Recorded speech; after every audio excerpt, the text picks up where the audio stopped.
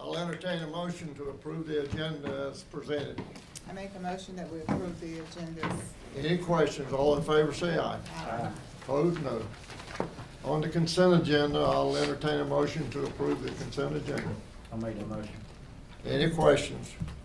All in favor say aye. Aye. Opposed, no. Public comments. Any individuals wishing to address the board are asked to provide their name and address for the record to come forward.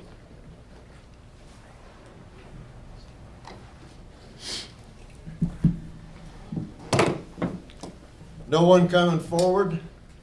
I will ask Kay Johnson to come and give us an update on Harbor. Is Kay Johnson here? No, sir. I'll ask Scott Tart to come and introduce our employee.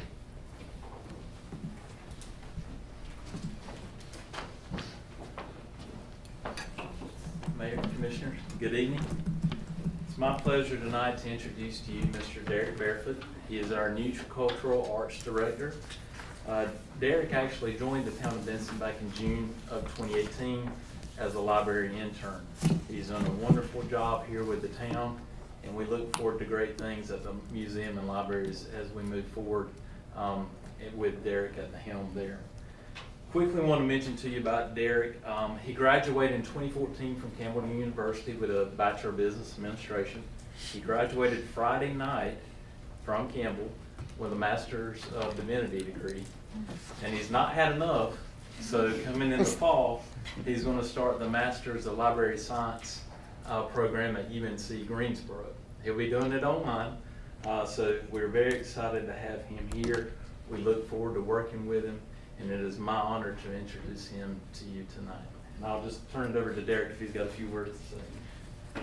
I just wanted to say it's been wonderful working for the town of Benson over the past year, and I really thank you guys for this opportunity, and I look forward to continuing to be able to serve the residents of this town. I really love being here. Thank you guys. Welcome, Derek. Thank you. Congratulations, Derek. Thank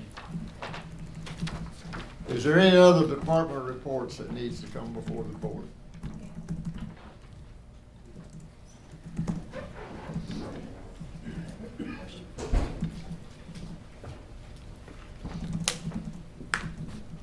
Tim and I wanted to give you a brief update, and we don't need any action tonight. We're gonna bring this to the next board agenda for action, but in September of 2011, we put out for bid, the previous wastewater treatment plant operator and I put out for bid a wastewater treatment plant clarifier repair. And the board approved it at 22.7, and Tim came in and he's supervising the wastewater treatment plant now, and he assessed the original bid and the work that needed to be done, and he had to do a supplemental agreement for the project. So I'll let him speak to you on the supplemental agreement. Just briefly, we, as we got into this work, the original scope of work was fairly minimal. As we got into these pieces of equipment in the plant, determined there was a considerable amount of work to be done to them to get them back up to a like new condition. So, the sourcing parts has been a challenge. It's been a lengthy process, and getting prices through the prime contractor for fabrication of parts. All the parts have to be fabricated for these units. So right now, based off the line item bid prices that were returned for the additional parts and labor that are needed to get these pieces of equipment back in good condition, it could be upwards to $175,000 to repair all four clarifiers. So it may not be that much based on when we get in to the other two clarifiers that are still in operation right now. You may find that some of the parts don't need to be replaced that we found did need to be replaced in the first two. You don't know until you take those offline and drain them. But the $175,000 additional dollars is absolute worst case scenario if everything had to be replaced in them. So We're just wanting to bring this forward and let you guys know that that's what we've encountered working through this process of repair these pieces of equipment. And just remember that this project still falls under the FEMA reimbursable, that we're working with. So we would pay out the invoices and I would send the invoices to FEMA and they've been reimbursing every month what I send them. So it is still under that umbrella. Anybody have any questions? We'll bring it back to the next board We meeting. will. Thank you. Mayor, I apologize for the last minute change of the agenda, but if you wouldn't mind, I saw Pastor Betts come in, and we have Matthew Smith here tonight to present an item that falls well later in the agenda under item I. Matt has to rise, and he opens the building tomorrow morning at 6 a.m. Would you all mind having a conversation about Main Street and the Halloween Festival at this point during department reports? If you see fit, I think it would help Matt a substantial amount. Does anybody on the board have objection? Thank you. Come forward then.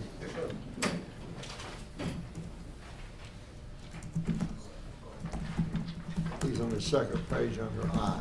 Thank you. Okay, I appreciate that.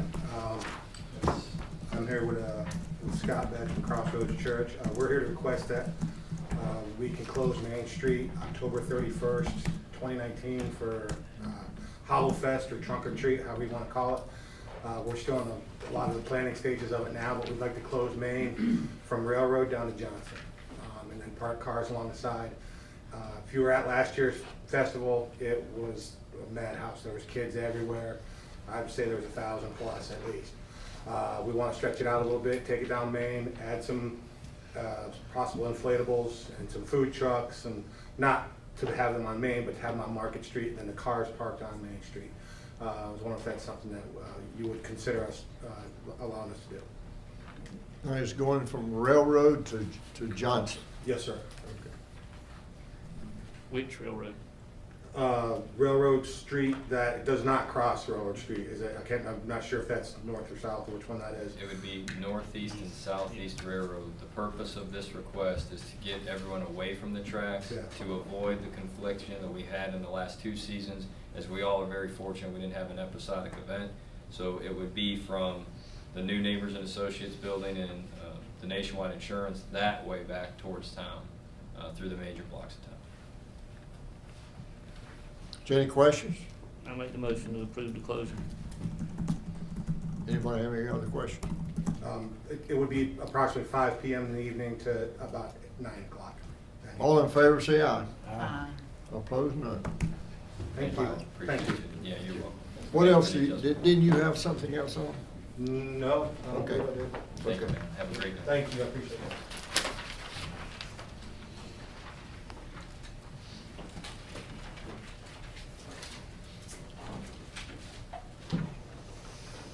We're going now to the public hearing phase. I'm gonna ask Aaron and Joseph to come up.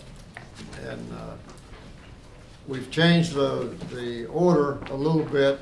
The RZ 2019-02 will go first. RZ 2019-01 will be second, and 2019-03 will be third. Okay.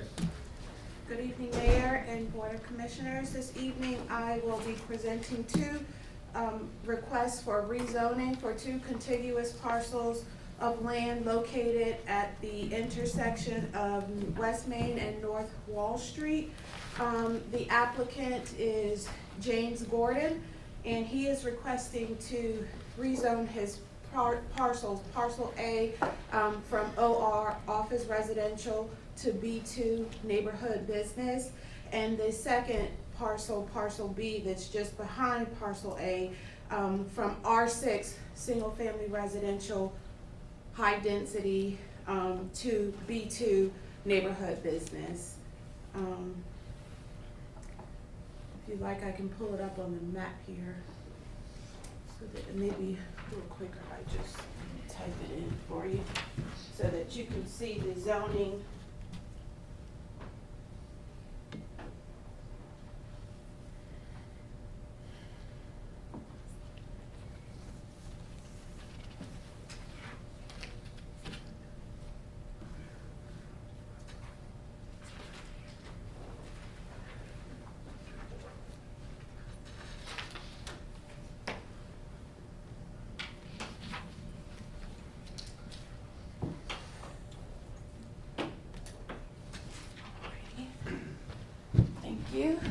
right, so as you can see, this is parcel A. It's currently zone OR. It's 0.38 acres.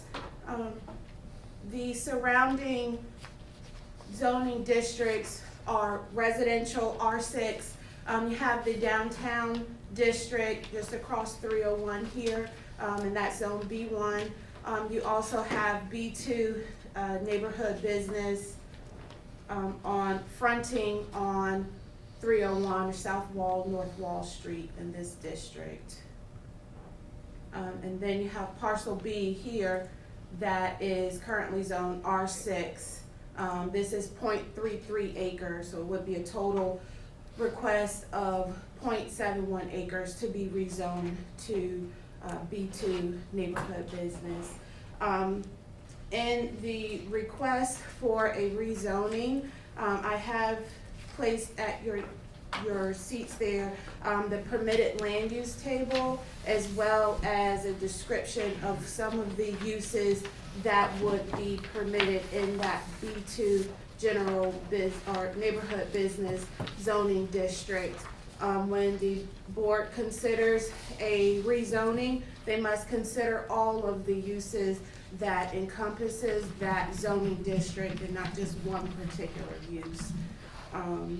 Like I said, the surrounding zoning districts are B2 across from 301. You have B1 and the downtown district in R6 residential. There is a parking lot here that is owned by the church, Benson Baptist Church. You have a gas station with convenience just here across from the parcels. The planning board heard this request last week, and they recommended approval for parcel A to be rezoned from OR office residential to B2, as it is consistent with the future land use plan and the comprehensive land use, future land use map and the comprehensive land use plan. They did not recommend approval for the second request, parcel B, stating that it is inconsistent with the future land use map and the comprehensive land use plan. The future land use map identifies that parcel as residential.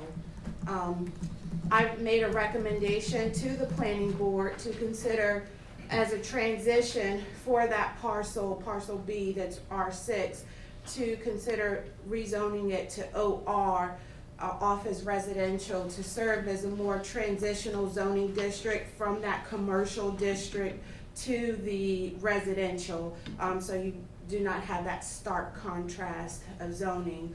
And I also recommended the OR parcel to be recommended rezoned to B2 neighborhood business. As the board considers the request, you must adopt a statement stating if the request is not inconsistent with the plans and goals of the town, or that it is not consistent with the town. There are also criteria that is spelled out in the Unified Development Ordinance to consider for a rezoning, and I'll read those off to you. That it must be consistent with adopted policies and plans of the town, that suitability of the subject property for uses permitted by the current versus the proposed district, whether the proposed change tends to improve the balance of uses or meet specific demand in the town, the capacity of adequate public facilities and services, including schools, roads, recreation facilities, wastewater treatment plant, water supply, storm drainage facilities for the proposed use. It has been determined that the legal purpose for which zoning exists is not contravened, that it has been determined that there will be no adverse effect upon adjoining property owners unless such effect can be justified by the overwhelming public good or welfare, and it has been determined that no one property owner or small group of property owners will benefit materially from the change to the detriment of the general public. So you want to keep that in mind as you're considering the request.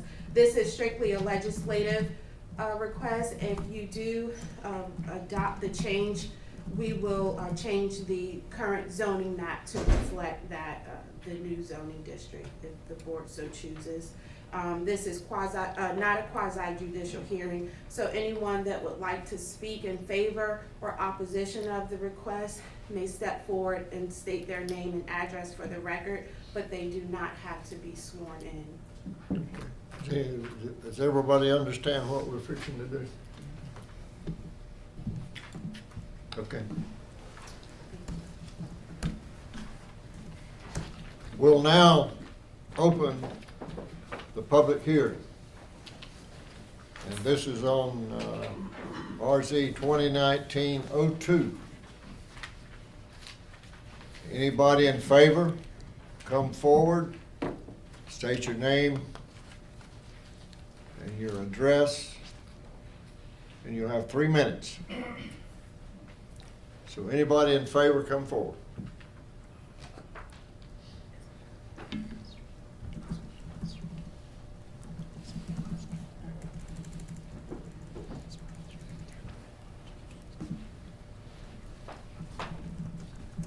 Mr. Mayor and board members, thanks for having this opportunity for me to come here today and express our situation. I am the owner of the property, and it's very vital that this property get rezoned for the future of that property and for the future of Benson. So I'm going to start right fast, and some of my opponents have issues. I ask that you just listen very carefully to their issues and see how valid they are, and do they even comply to why they are saying no to this project. So that being said, I'm just going to move on since time is limited to some other issues. All across 301, if y'all know where the intersection is, I'm going to start right there. I'm going to walk you. I'm on 301. We're going to go down Main Street to the back of the lot, which is a hedge row about 7 foot tall, about 6 foot wide. Mr. Johnson's property is beyond that. To the right of that hedge row is a block wall. It's about 9 foot tall, 3 foot wide. So that's the boundaries right there. We cannot go no further than that, going down Main Street. Now, let's go back all the way across from Pat's store on 301. If you look across her store, 301 on that side, you have a concrete business there. That concrete business goes deeper than this lot does. There's no transition there. Let's come on down the lot toward the intersection. These other businesses are there. All right, let's just stop at the IGA store. Look at that. Look how deep that lot goes back. Again, there's no transition there. Goes straight into residential. Let's move on down to Young's car lot. Same thing, no transition. All the way down to the PNC Bank. Same thing, no transition. There's a residential there. And on to Blackman's car lot in Service Center. Same thing, no transition. So now you're back at this lot that's in question. If you continue on down Wall Street toward 242 Highway, all of those businesses have the same thing. They're deep businesses with no transition. So I'm suggesting that these lots be inconsistent with the whole line on 301 Highway to be the same. No transition. So the state of North Carolina is going to put in a roundabout for that intersection that's so busy. I'm agreeing with that. That seems to be the answer to all of the congestion in that intersection. It's going to be done, it's going to be built. However, what affects me is that the state wants me to grant them more land. They want me to give them some of my land there on the corner. That puts me down lower of square footages that I can build a building there. So I'm penalized right there because of the roundabout, which benefits the town of Benson. The DOT has also asked that, Jim, we don't want to put an entrance right there on that lot. let's move it on down to the other lot and put you a nice entrance there, so traffic can come on around the curve, and we wouldn't have to slow down for a car pulling into the future business. Okay, well, I'm all for that. However, that lot needs to be zone B2, so I can maneuver the new building around to facilitate that. I'm not asking anything extra or special from you guys. All I'm asking is to be fair and honest and be consistent of what's already been granted to these other guys. That's all I'm asking for, is a fair shake right there.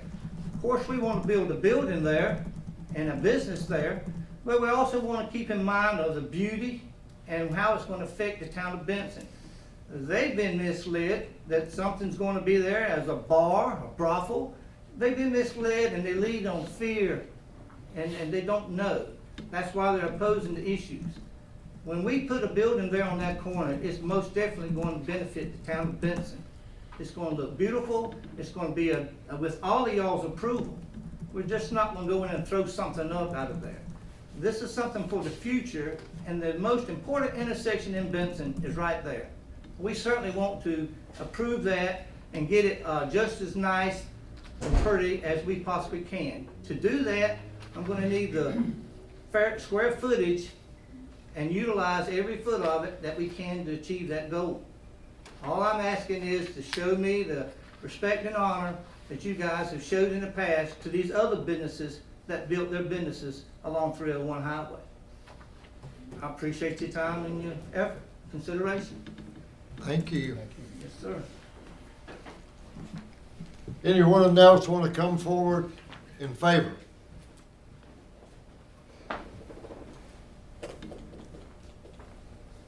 No one else coming forward in favor? We'll now go to those opposed. And before we get started, I'm going to ask the clerk to read a letter that we received from the Baptist Church today and make it part of the record.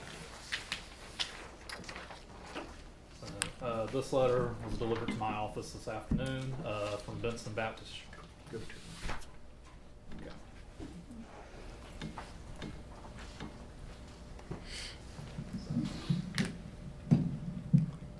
The following letter was delivered to my office this afternoon from Benson Baptist Church. Subject: rezoning of parcels of land located at the corner of North Wall Street and West Main Street in Benson. Dear Mayor Medlin and Commissioners, Benson Baptist Church has been a vital part of our town and community for over 100 years. Our main sanctuary, educational building, and fellowship hall are all located at 200 West Church Street, only a short distance from the property that is being considered for rezoning. In a spirit of harmony and cooperation, we support the town and are thankful that we can offer our facilities and parking lot for special town, school, and civic events. We endeavor to minister to both the spiritual and physical needs of our community. Our church owns the parking lot that adjoins the property being considered for rezoning at the corner of North Wall Street and West Main Street. We welcome businesses designated for the present R6 and O&R zoning that would not adversely affect our church and the neighboring residential areas. After prayer and careful consideration of all issues and concerns associated with the rezoning of this property, we, the Board of Deacons of Benson Baptist Church, respectfully ask that you keep in place the present zoning of the two contiguous parcels, R6 and O&R, or that you designate both parcels as O&R. With the uncertainty of the specific type of commercial business that would be placed on the property, we feel that the property should not be rezoned to B2. Thank you for your service and thoughtful consideration of this request. Carolyn Allman, Chair, Board of Deacons, Benson Baptist Church. Thank you. Now, is anybody in the audience that wants to come forward in opposition?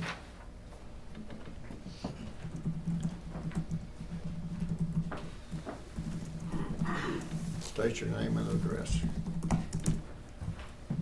Doug Oglesby, 207 West Church Street. The things I wanted to cover, and I know I can't get done in 3 minutes, so I'm gonna try to cut some of those things out. But I basically wanted to deal with the notice that we received from the town of Benson, the manner in which the public hearing was held by the planning board, and the relevant information from the Benson's Unified Development Code.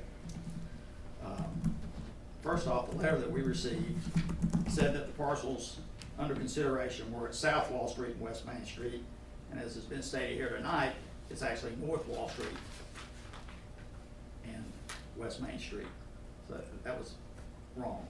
One of the other things that was in that letter to the adjacent property owners was in bold caps. It said, "It is improper to contact any member of the board prior to the disposition of a case to discuss the specific facts of the case." My question is, that was to the adjacent property owners. Was a similar letter sent directly to the applicant with that same stern warning not to talk with anyone on the planning board or the town board? I don't know. Is there evidence of that? I don't know. They had the public hearing. Once the public hearing was closed, this is after one person spoke in favor and about 5 people spoke against. No one else come forward. The public hearing was closed and the planning board went into their deliberations. At which time the planning board staff recommended rezoning the corner lot from O&R to B2 and the adjacent lot from R6 to O&R. This was something that was recommended, that wasn't asked for by the applicant or advertised or communicated in the letters. I felt as though there was little consideration given by the planning board to the opposition, other than a brief discussion about historic district, and there was a conversation about whether a bar or strip club would be allowed under B2. They were told no, that can't happen within 1,000 feet of a church, but then, and it is in the standards, but then you may not consider this, but here, right on Main Street, there's a bar and a place that serves beer and a church right side by side.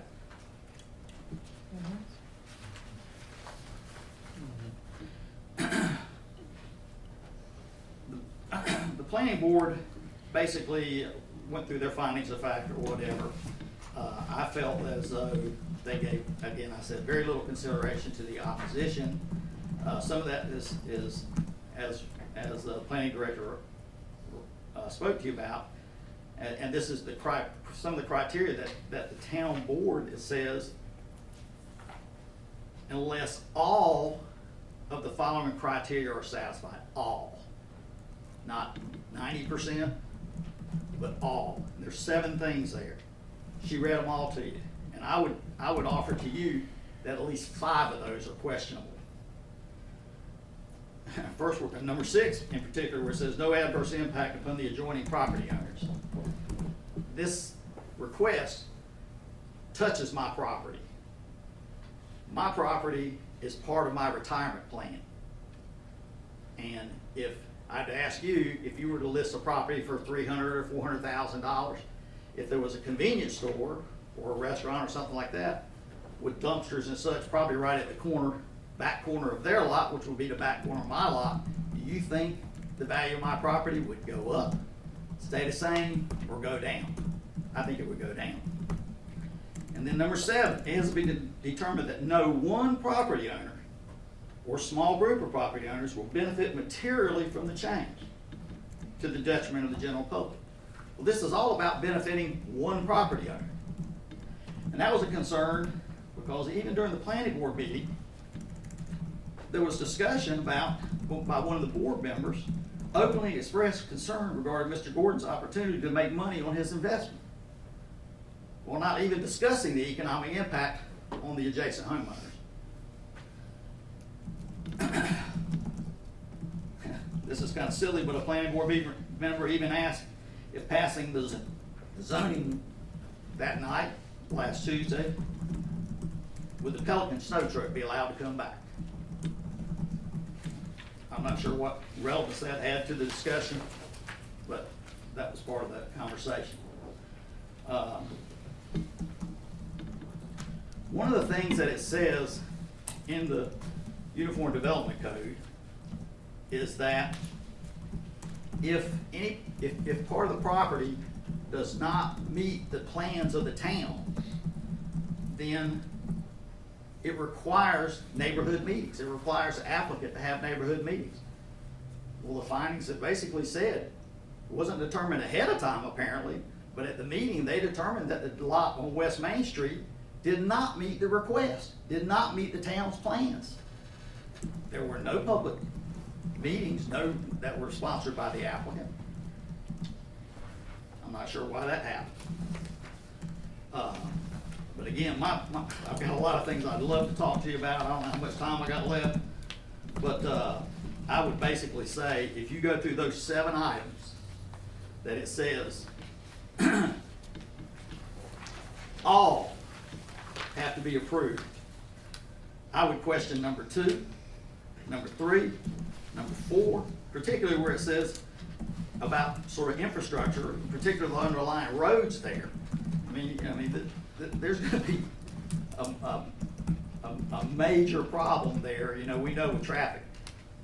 It seems like we're trying to rush this thing through before we even had a lot of discussion about what DOT wants to do there or what they would be comfortable with. I did hear some new information tonight from the applicant, but that wasn't discussed in the planning board meeting unless it was discussed outside of it, and I wasn't privy to it.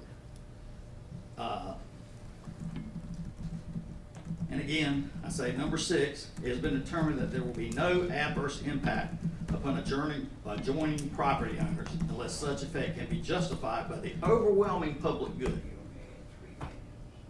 Where's the overwhelming public good? I already hear, and I've never complained about it before, but I already hear trucks unloading and dumpsters being emptied at the Napa place.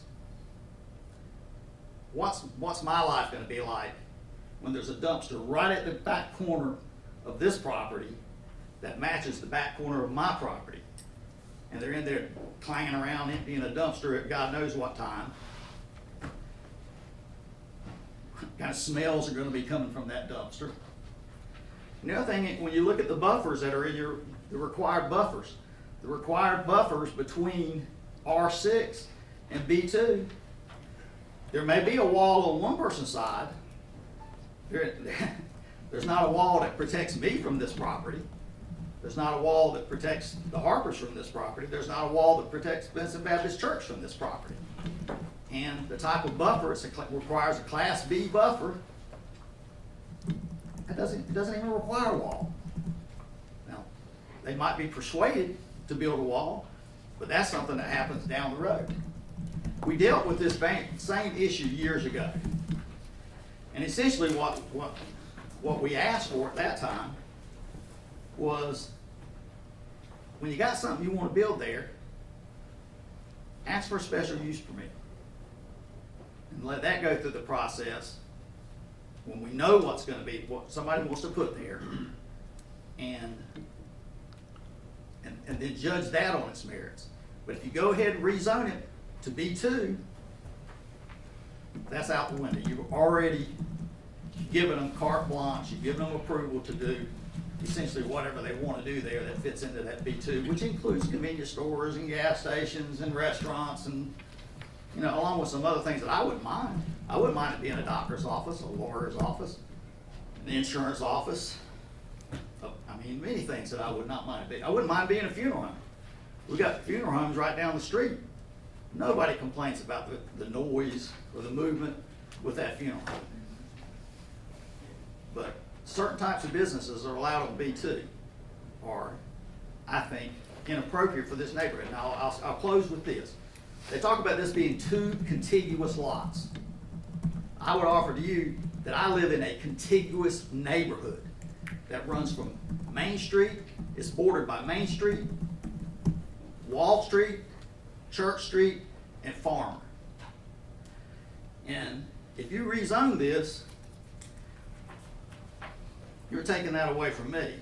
And again, it says in the rezoning, in the stuff, it says here, part of this, like in R6, it is intended to protect, to preserve the neighborhood.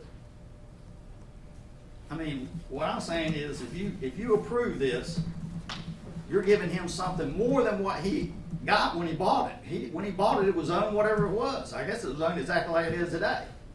Now he wants something more. You give him something more, you take something away from me.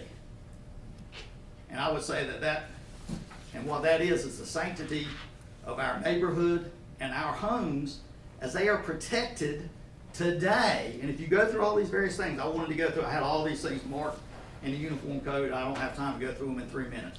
But if you go through all those things, part of the code, yes, it is to encourage business, but it's also to protect the homeowners as well.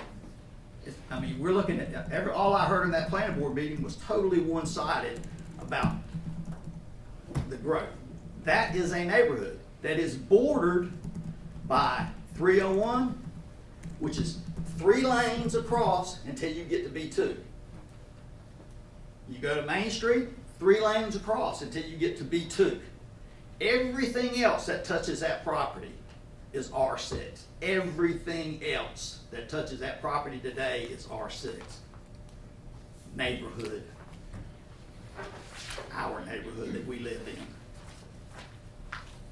Thank you for listening to me. Thank you. Is anyone else against?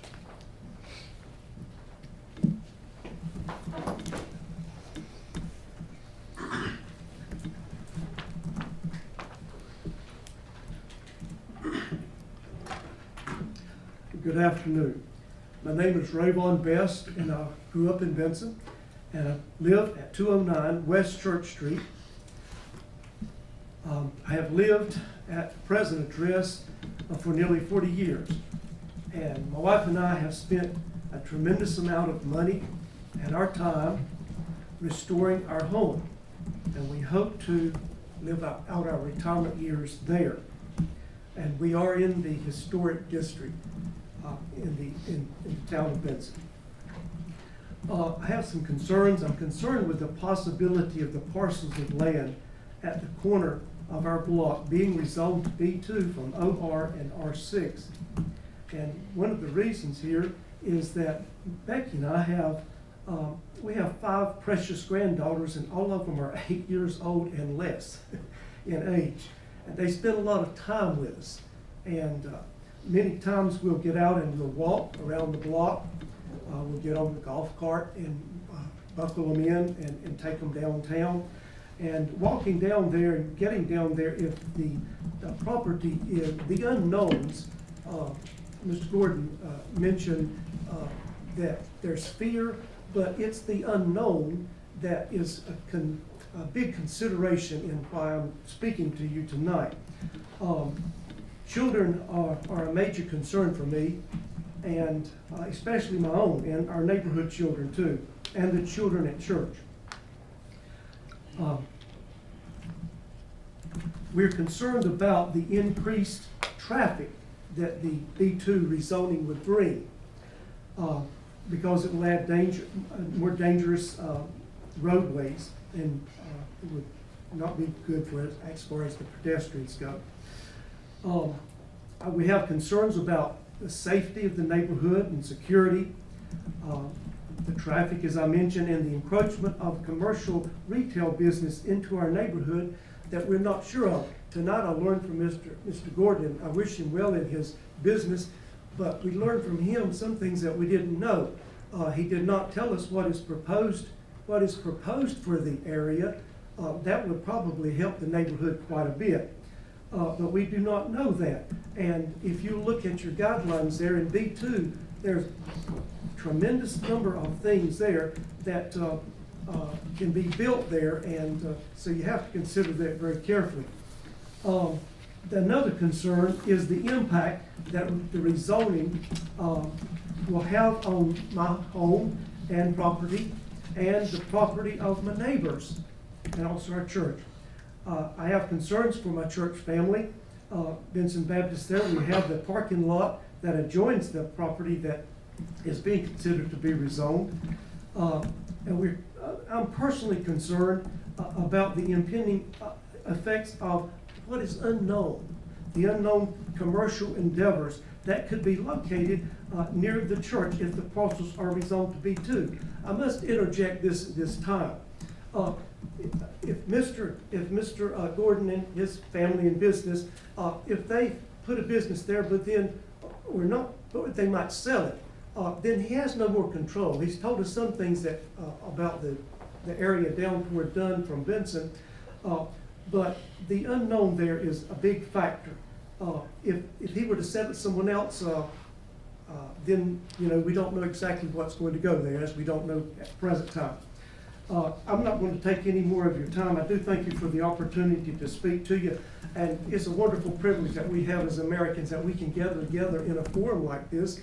And speaking very briefly about last Tuesday night's meeting, when we had the meeting, I had some similar feelings that Mr. Oglesby had about that there were 5 or 6 of us that spoke, and I hate the word opposition. We are a town, and I've got good friends here, and I don't have any enemies that I know, and I don't want any, and Jerry knows that. But I'd like to have some peace and harmony. I really would, and that's important to me. But I do thank you for your time, and I am in favor of growth, but it needs to be regulated growth that would benefit everyone, the business and the folks that live there. We're a little bit different than the areas that he mentioned near Pat's, in that there's no residences down there. There's people living where this business will go, right beside it, and that's a major concern for me. Thank you very much for your time. Thank you. Anybody else opposed? Come forward.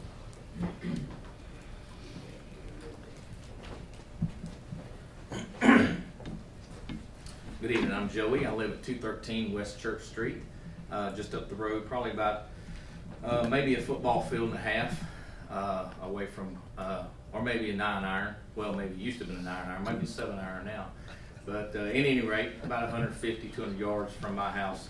I have 4 children. The youngest is 12, the oldest is 20, and hopefully, we've been living in Benson about 13 years, and hopefully I have a chance to have some grandbabies running around the yard also at some point, Lord willing. Just a couple things. I don't have near the insight that these 2 gentlemen before me had on the town and the different things that they presented, but just a couple things. I'm concerned about what could be on the corner that close to my home and my kids and grandkids one day. Certainly wouldn't want a 24-hour business there, or some place that could offer open container alcohol where people would leave the place and then walk up the street near my house drunk, and through the Weston Dunn grass parking lot that comes between my house and Mr. Best. I wouldn't be in favor of something like that. We already have a lot of foot traffic through there. Don't want more. An adult entertainment business, certainly wouldn't be in favor of that. And I'm not naive to think that if this thing were to be rezoned, that something like that could eventually be there. The zoning currently now was not the zoning a while back, and a while back it was on something different. Now it was on something else, and now it's on this, and the progression of time only means that at some point it could be even rezoned to something different. But if you look at the different things that are allowed to be in that zoning that is being proposed by the applicant, you got to, without knowing what is the plan, I'm a little bit surprised about why we're even having the meeting if we don't have any idea about what the owner plans to put there. Second thing, no matter what he puts there, at some point he could sell it and another owner come in and it's already zoned for whatever, and that person could put whatever. So what we're proposing or trying to deny tonight is very important, not only for now, but for many years to come. And I would just ask you to consider that. Second thing I'm surprised about, and I'm not too outspoken, but I was just a little bit turned off last week at the meeting after having had one person in favor, that being the owner. If you can even count that person as a person in favor, I guess you can. But the rest, 5 or 6, 7 people stood up in opposition in valid reasons, all residents within a stone's throw of the property. I don't know what happened down the rest of 301, why those, no barrier or no, how the applicant mentioned about other places having, business in a residential business. I don't know the history about how all that happened. I don't know if the houses were there first and then the business came, or the business came and then the houses came. I don't know if any of that's relevant, but our little community cares about what's on that corner and about the zoning, and I would just ask you to consider that, for our sake. And I know there's things to consider for the town as well. I'm very aware of that. And I appreciate your time. I think that's all I have. Thank you. Anybody else in opposition?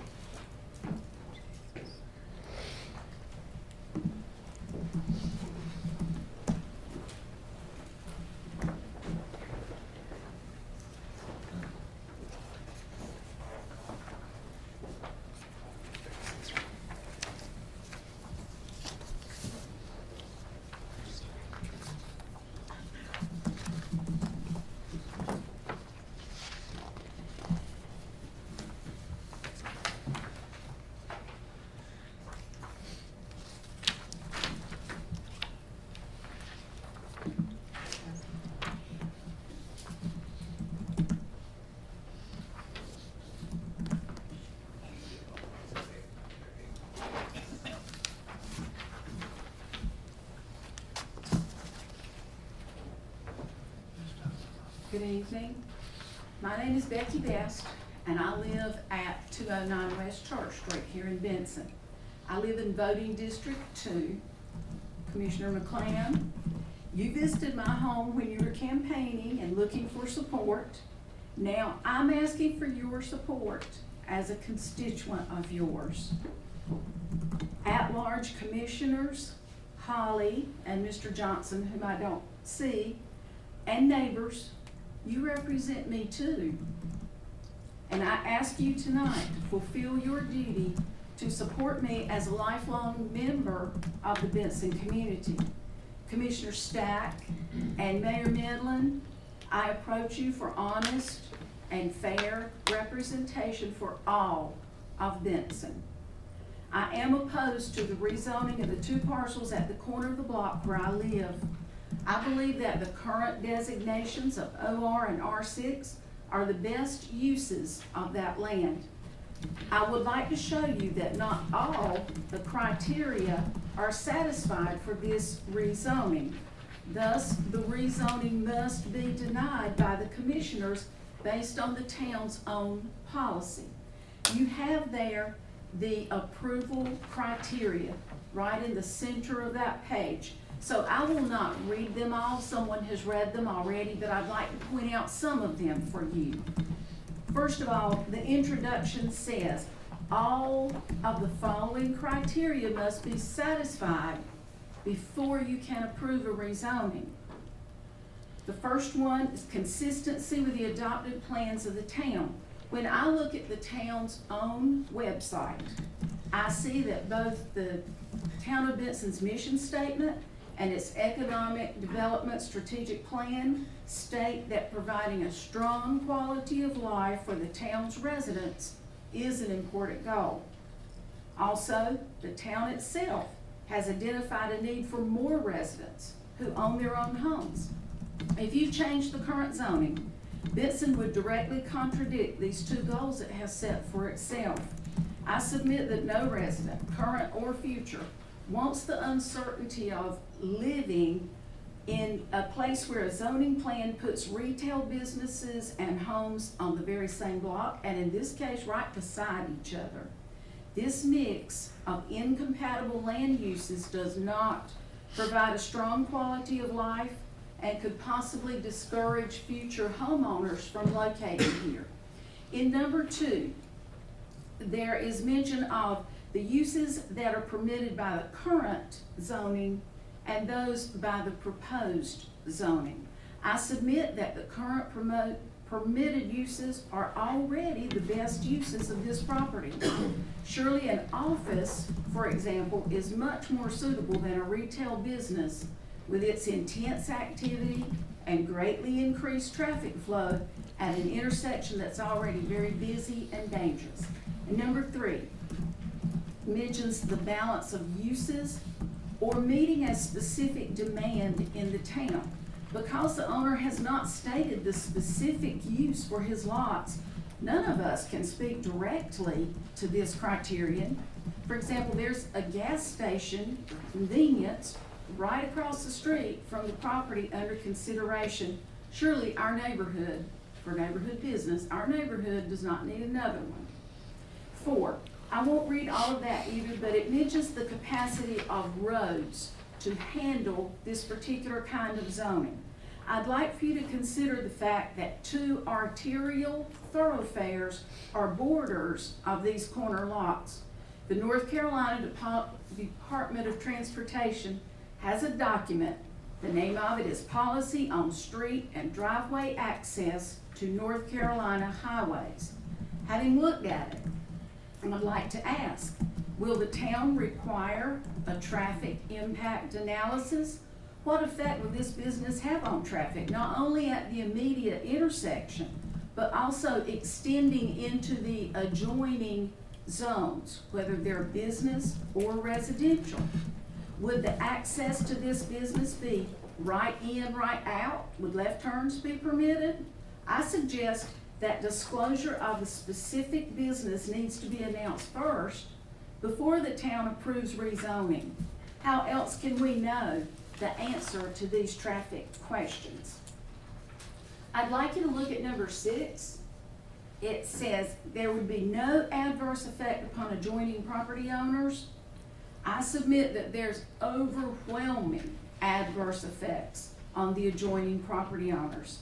Think of the lowered property values for those of us who have invested as much as 40 years of our time and money making our homes livable and historically accurate. Think of the basic aspect of good urban planning, the one that places the most compatible uses of land right beside each other. Certainly, the possible placement of a restaurant or a convenience store would adversely affect not only the financial value of an adjacent home, but also the good quality of life the town says it wants to promise us residents. And the last one, no property owner would benefit materially from this change of zoning to the detriment of the general public. I submit that the property owner would benefit materially from rezoning to B2 while bringing detrimental effects to the general public. Those effects include heavier traffic and more congestion at an already extremely busy area of town, increased noise, increased trash and debris along our streets, even the smell of garbage produced by a possible B2 business. In closing, I believe that the governing bodies of the town have a duty to protect those taxpayers who already live here and who could be hurt by having this property rezoned. Devalued property and the loss of the enjoyment of our neighborhood certainly reduce our quality of life. I ask that you consider the importance of placing the most compatible uses beside each other. There is a huge contrast, for instance, in a 24/7 gas station with convenience, which would be allowed in a B2 zone, and the backyards where families can enjoy the peace of a quiet neighborhood. I submit that the currently allowed uses, general office, medical office, bed and breakfast, are much more appropriate for the property than the possible ones if it's rezoned to B2. I ask you to consider the possible increased traffic. I ask you to consider the immense contrast between potential retail businesses and the homes of those of us who've invested our lives here. I ask you, please do not approve this rezoning proposal. Prevent the intrusive placement of businesses in our backyards. Deny it out of your duty to protect Benson's citizens. Deny it because OR and R6 are the best land uses for this property. Deny it because the town's own criteria for rezoning are not all met, and they must be in order for you to approve the rezoning. I thank you for listening, and I'm willing to answer questions if you have them. Thank you. We have anybody else that's opposed? You are coming forward. None coming forward, we close the public hearing.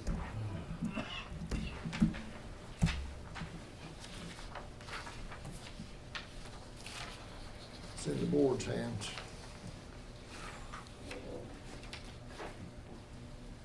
Board have any questions? Yeah, let me ask a question. Do you not, sir, the owner, do you not know what you plan to build? No, ma'am, I don't have a.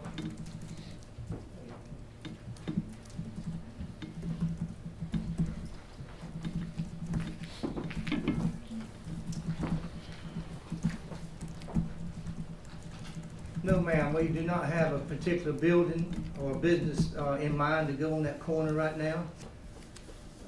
What we wanted to do is get it zoned, so when that comes up, we've been working with the town, with Miss Aaron in the future, policies to put something there that's going to benefit the town. And so we don't have anything that's designed just yet. But as far as the infrastructure of the turning lane to solve the traffic issues and the water and sewer that's coming about, we want to make sure that infrastructure is already in place. So when that's done, then when we're ready to go build on the property, the infrastructure is in place for that. We don't have a particular building right now involved. So you have no idea of what you want to put there? No, ma'am, not this time.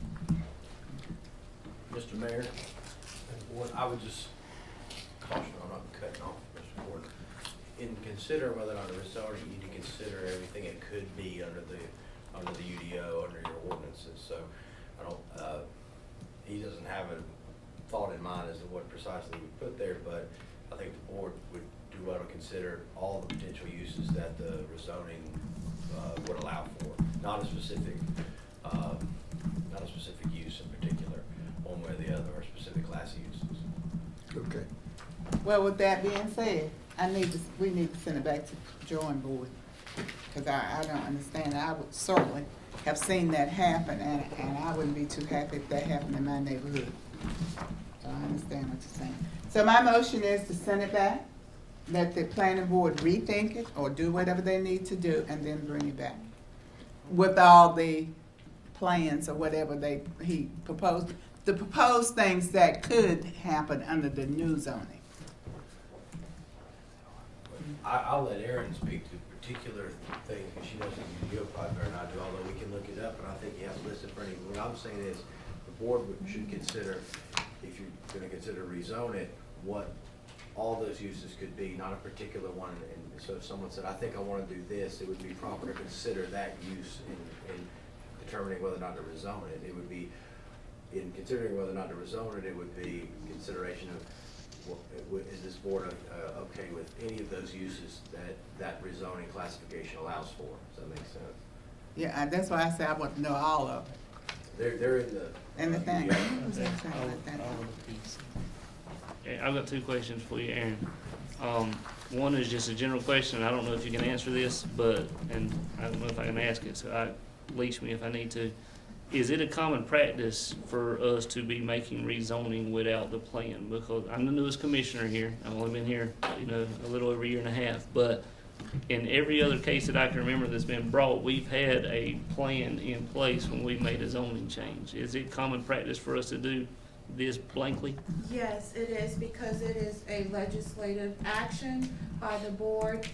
Previously, typically you'll have a rezoning in conjunction with a special use permit, which that requires a site plan.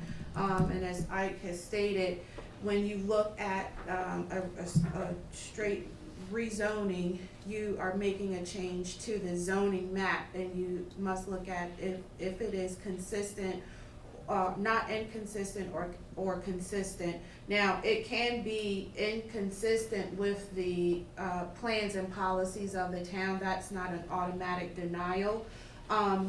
But you are not looking at a particular plan or a site plan. And I will note that let's say Mr. Gordon decides on what he would like to do on that property, then he would have to go through the site plan approval and meet the development standards that are set forth, and that would go before the planning board and also for technical review before that site plan or that use would be approved. And so if we were to rezone this tonight, if it were to be approved as it is, I've looked at the list of everything that you gave me, everything that permitted there, would the town have any teeth if we wanted to narrow his plan down? If he wanted to go build a 2 or 3 story building there, if we were to go ahead and rezone this B2, would we have any way to say, hey, you're next to a residential neighborhood, you can't build a 2 or 3 story building there? No, because if it's a permitted use and the Unified Development Ordinance in Article 4 specifies and also Article 2 what the standards are, so it would have to meet lot size, impervious surface, building height, which I think is 35 feet. So it would not be able to exceed what the UDO has already set forth in place as far as development standards. I think while you're considering this, I think the key thing to remember here is that you're making a legislative decision, almost, you make an analogy like, what's the speed limit gonna be on a certain street or something? You're not determining whether or not to allow a particular person or a particular property owner to do a particular thing with a particular piece of property. You're considering whether or not, in weighing it all out, that it is best for the town of Benson that this tract be rezoned to allow for these uses that are specified in the UDO. And then later point in time, come back and apply to put a particular purpose, then you'd have to comply with UDO and submit site work to the planning board. That may have to come before the board, but they would be allowed to do any of those uses because if you had rezoned it, because you would have made a legislative decision to do that. So it's different than the quasi-judicial determinations that this board has made a lot recently that are considering very particular proposals on particular tracts of land. Do you have any questions? Do you have any questions? Do you have any more questions? Do you have any more questions? I'll entertain a motion to the commissioner's wishes. There's one on You've the floor. got a motion on the floor. Can we restate the motion, please? Remand it back to the planning board. I'd like to remand it back to the planning board. That is my motion. Is there any other discussion?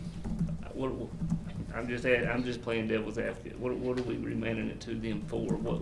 They've already made action on it, so if it goes back to them, what are we asking them to do? Well, then maybe I may need to change my whole motion and say I don't like the whole thing and make a motion that we deny. I would just withdraw the motion and then make a second one, just All for right. complete. I withdraw my motion and propose that we deny the whole thing. Any other comments? All in favor of denying the request, say aye. Aye. Opposed, no. The request is denied. Mayor, did you have a second? Our new ordinance policies do not require a second. Yeah, our policies do not require a second.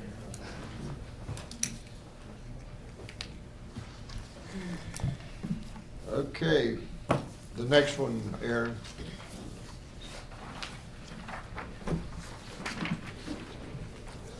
RZ 2019-001, and then we'll do 03.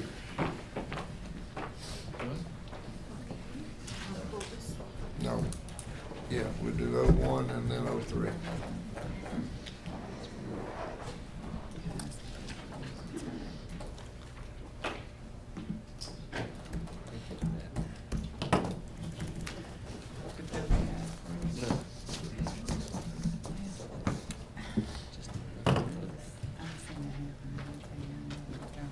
Alrighty, we have two hearings. The first is the rezoning, and you would need to first make a vote on that, make a motion and a vote on that, whether you approve it or not, before you can open the second hearing to the special use request.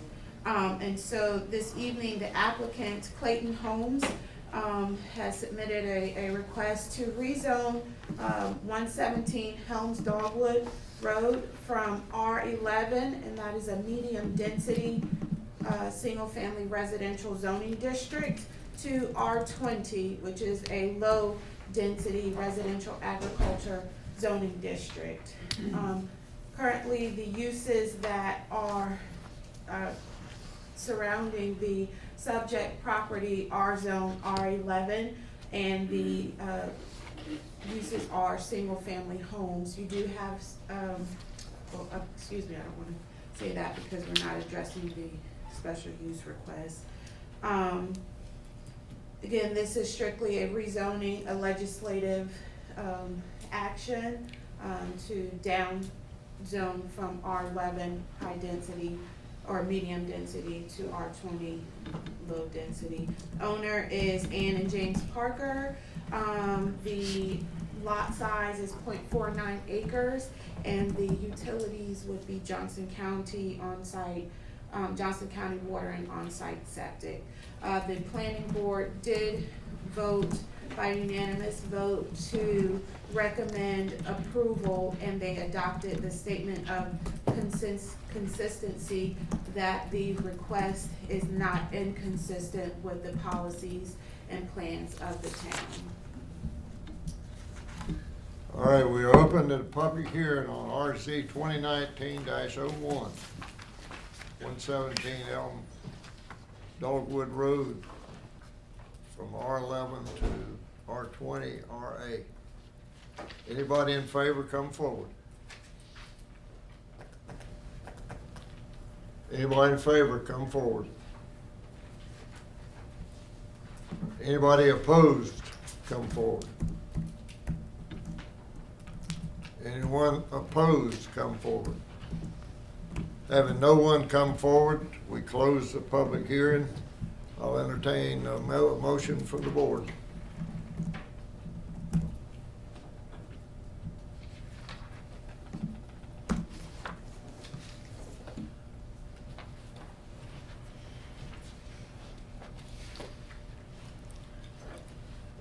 I make a motion, we approve. I mean, it's surrounded by manufactured homes. I don't see any reason not to. Yeah. I mean, I make a motion, we approve. That's what the second part is. Yeah.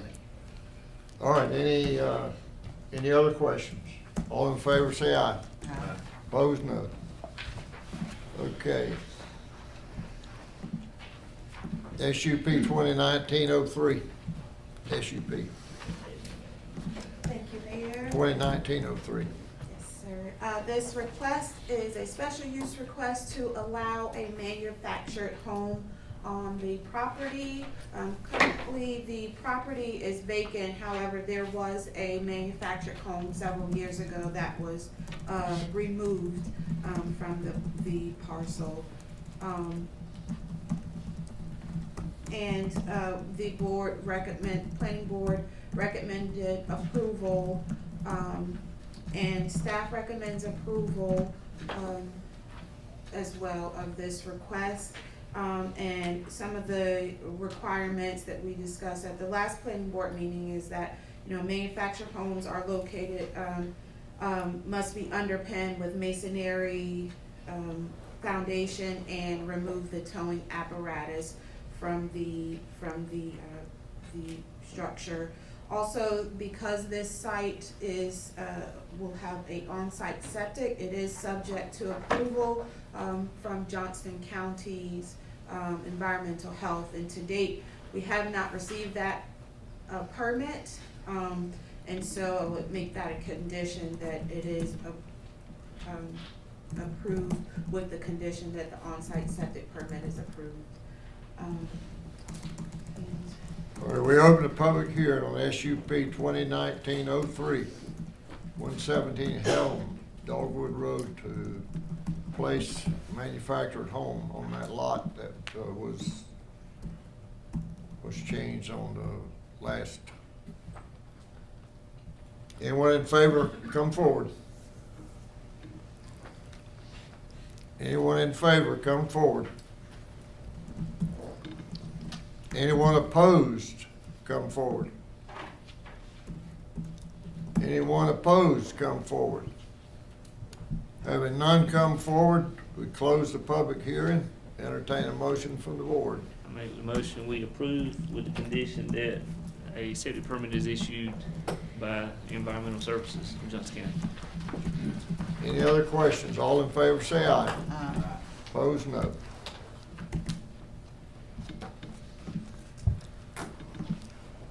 Alan Johnson received public input on the potential purchase of a fire truck for the town of Benson Fire Department utilizing USDA funding. What are you doing up there? Okay. Financial issue, Mayor. I'm the new Alan. This is like a check of the box for the USDA grant that we've applied for. We have to hold a public hearing to hear if anyone is for or against the town applying for the USDA grant. So open it and then, So we got to see if there's anybody against. yeah.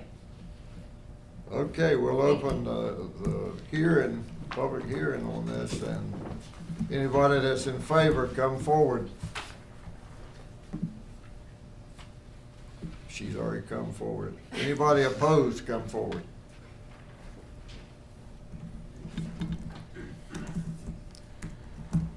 I'll entertain a motion to approve this as presented. I make the motion, you go for the grant. All in favor say aye. That's right, aye. Opposed, no. We're gonna have the presentation on next year's budget, 2019, 2020. Ask Matt Sapp to come forward and do it.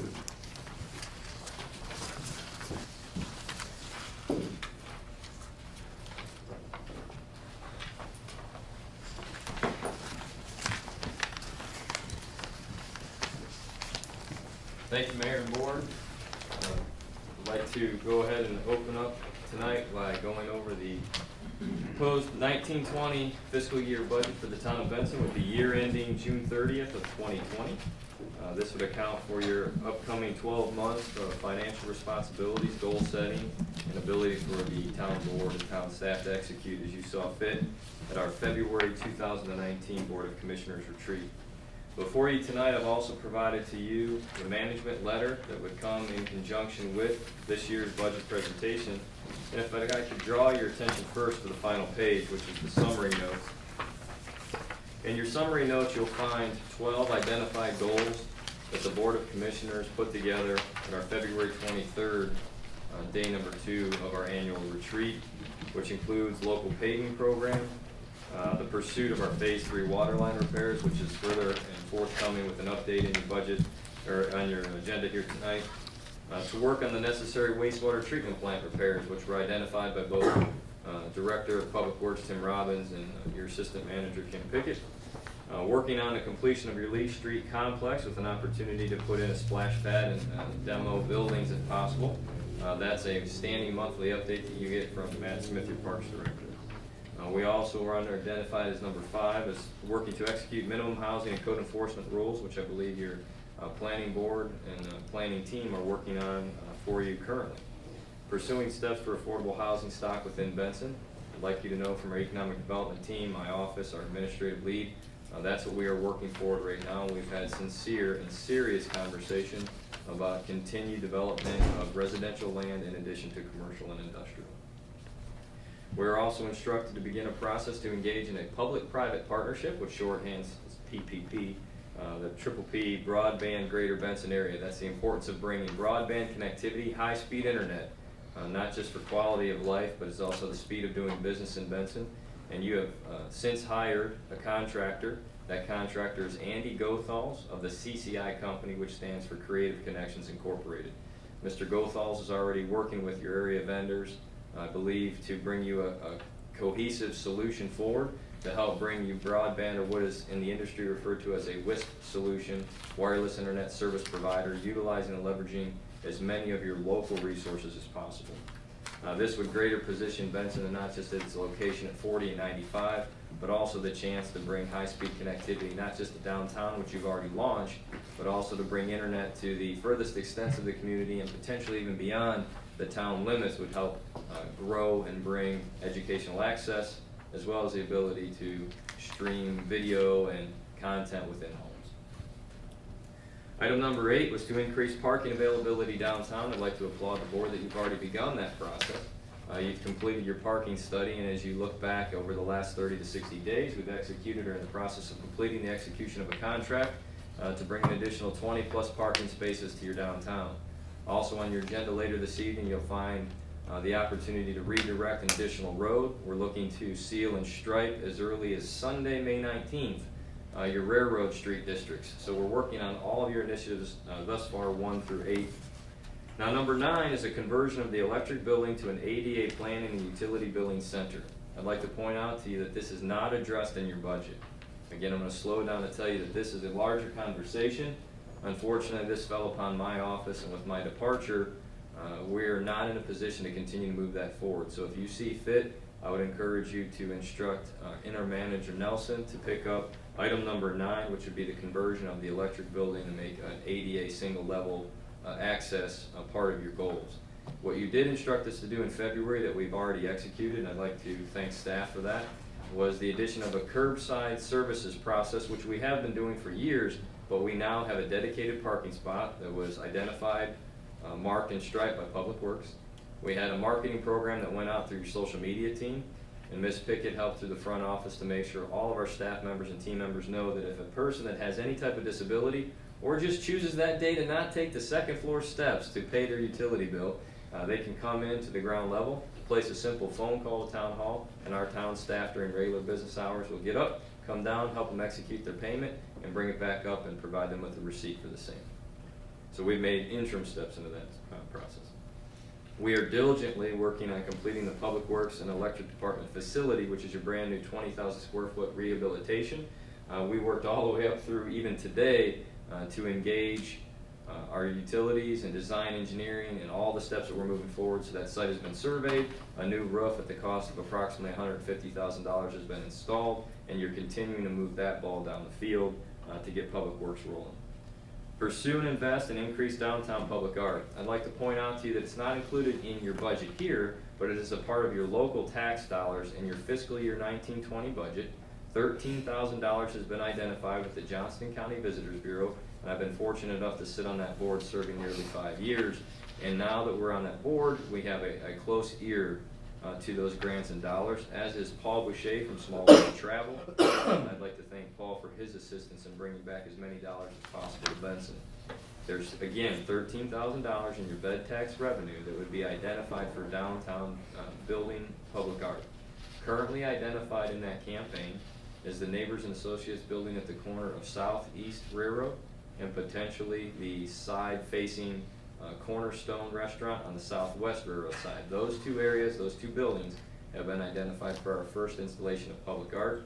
All that would come before this board and would go to those property owners in a collaborative effort. And again, it would be bed tax dollars being derived from the Hampton Inn, which I'm pleased to report tonight.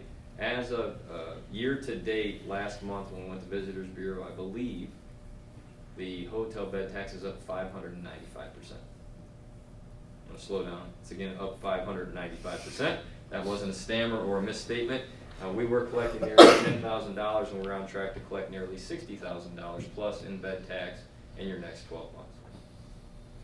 And establish an updated and approved Benson vision statement. So I'll tell you that that won't cost as much in cash as it will cost you in time, and we would encourage your entire board to continue to work on that, because as you set the vision statement as the 7 elected officials, that helps us as a staff continue to move forward, basing it upon your council principles and your priorities and these initial 12 goals you've set for us.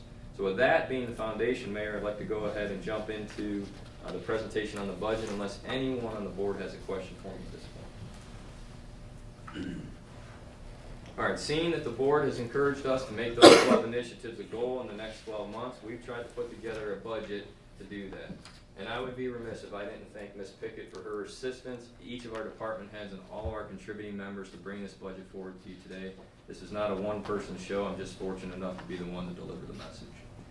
You have before you tonight, yet again, a balanced budget for 2019-2020 for, again, your year ending June 30th of 2020. We're proposing no increase or reduction in the current property tax, and as this is a revaluation year, I'd like to point out to you, the revenue neutral tax rate, again, would be approximately 50.25 cents. So after our latest scroll, we're at approximately 50.25 cents, would derive the same amount of tax revenue. But you've had substantial building and growth over that 7-year period, which is equated to over $100 million of commercial, industrial, and residential growth. So with 54-cent property tax, instead of collecting $1.575 million, it's an estimate of our staff that you would collect approximately $1,695,000 in the coming year. But due to the demand for the community and all the improvements, whether they be surface improvements, such as paving, or underground improvements, which would be water line, sewer repairs, stormwater, we would indicate that you would hold best a 54-cent property tax, of which 10 cents would be dedicated to fire service. And I'll pause for Chief Johnson to mention to you that I believe this is now he is out on the call more likely, our 3rd year of greater than 1,000 calls per year. I'll slow down and tell you that with 2 full-time individuals and 35 volunteers, your 10-cent property tax is running over 1,000 calls a year. The 44-cent balance of that property tax would be all to your general fund obligations, including police, parks, etc., library services with over 21,000 visitors to that library per year. And our revenue neutral rate, again, was originally at 51.4, but we have recalculated as of today with the most current scrolls, it would be 50.25, okay? So this presentation was put together before today's numbers were in. So 50.25 would be your revenue neutral rate. We are proposing a sewer rate increase. As you know, we have a 1.9 million gallon per day sewer plant that has the opportunity to be expanded up to 3 million gallons, and 1.9 MGD is critical for us as other portions of the county are seeing substantial growth but do not have the capacity that we have to service that sewer. So as Benson continues to grow our current rate of $5.29 per 1,000 gallons of sewer, we're proposing a 3% increase that would take it to $5.45 per 1,000 gallons. And if an average home uses around 3,500 gallons per month, you're looking at a 56-cent per month charge. So for less than $1 a month, we can continue to take away your water, purify it, and put it back into the natural waterways better than we're receiving. Your electric rate increase is based on a 1.2% wholesale rate that went into effect with Duke Energy Progress on April 1st. We've been able to lower rates twice in my tenure here in 9 years, and this is the first electric rate increase in Benson's history in over 15 years. Unfortunately, this 1.2% increase we can't eat because we've lowered our rates as deep as we could to provide as many dollars back to the residents. So the way to make this revenue neutral, the least amount of pain across the board, is to absorb that $36,000 estimated cost, would be a $1.50 per month charge to the base rate. So a year ago, you lowered your base rate nearly $5 a month at the last go around, and now you're bringing it back up $1.50. So we're trying to control those costs over time. A major concern for us in the plight of the economy and the plight of what is happening across the United States, and it's really a global issue, you will have a decision to make as a board between today and December 31st. And I want to stress that these are simply space holder numbers. Your current contract, or our current contract with Waste Industries, provides us a trash can, a recycling can, and a yard waste can, and 4 cubic yards of material collected weekly. That contract is a 5-year contract. It sunsets December 31st. Now, you may begin negotiations with your current vendor or outside vendors, and or go out for open bidding process, whatever the board sees fit. But what you want to take special attention to tonight as we present to you is the fact that recycling used to provide a positive revenue to the hauler of $15 per ton. It's now at an estimated cost of $80 per ton to dispose of. It's due to so many things in the market, but recyclable single stream waste is now flooding the market. And there's no way for these haulers to dispose of that product. There's still a mandate to recycle, so we're going to have to think about how is Benson approaching its recycling, how frequent are we approaching the recycling, and what can our vendor do for us to control costs. So I can tell you right now that as a staff, that we've already met with Waste Industries, and we're beginning to bring forward ideas and concepts to the table to try to help you. And I believe that Interim Manager Nelson is briefed on those issues, and he'll be able to steer you in the proper direction as you enter Q3 and Q4. We also are proposing the use of $160,000 in general fund revenues. The importance of this is one-time CAT purchases, and you do not want to utilize fund balance for reoccurring costs. A portion of that will be for asphalt paving and potentially 2 vehicles or a lease program that may actually save us money in the police department. We'll speak about that shortly.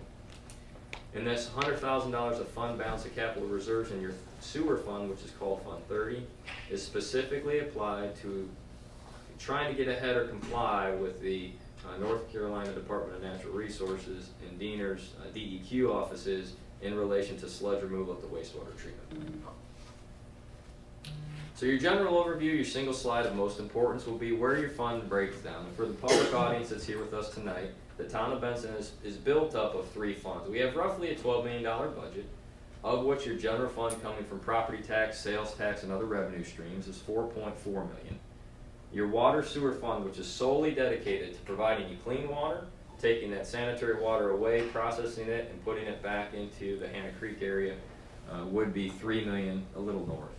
Your electric fund, which is obviously self-explanatory, the town of Benson being a member of Electricities of North Carolina, public power community, we proudly transmit and distribute our power to a little overrated 2,000 customers.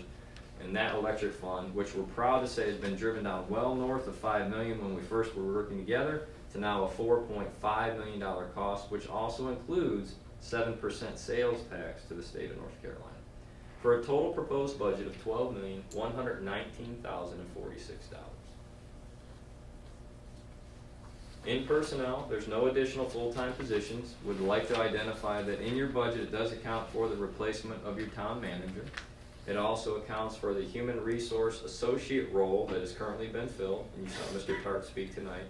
And it also accounts for your full-time business development coordinator, which has been filled with an internal promotion. There are 15 sworn police officers currently in the budget, which also accounts for our SOO grant program, which we're doing cooperatively with Johnston County. I'd like to point out to you today, unless I'm mistaken, you currently have 15 sworn in the budget. You currently have 10 working officers, 1 on medical leave right now, so you have 9 out of 15 in the field. I'd like to take this opportunity to thank the Benson Police Department for all that they're doing to keep us moving forward and to keep us safe. This is not a Benson issue. It's not a North Carolina issue. This is a national issue. And we right now are riding greater than 33% vacancy rate, and I'll slow down enough to let that absorb. The staff members that you have on staff today are keeping you covered 24 hours a day, 365 days a year, with only 9 working officers currently on full-time pay. You also have the auxiliary officers that are coming in to help us. So thank you to what would be interim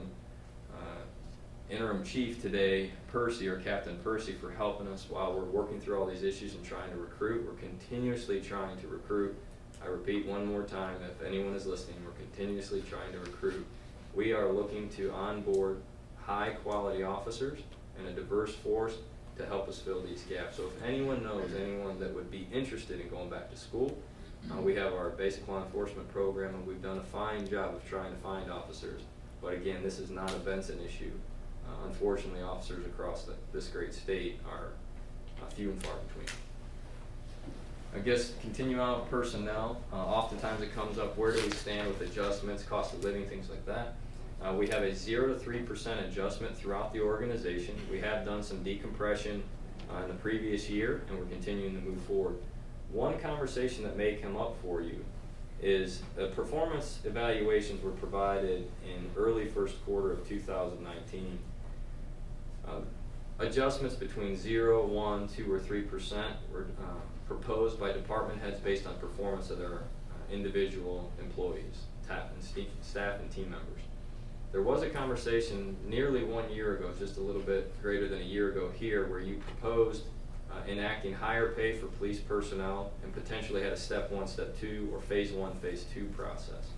That conversation could be revisited, but again, that would be a conversation with Chief Edwards, and I'm assuming Interim Manager Nelson, that there are choices that we can make within this budget to try to get us to continually increase those wages to make us as competitive as possible across the state.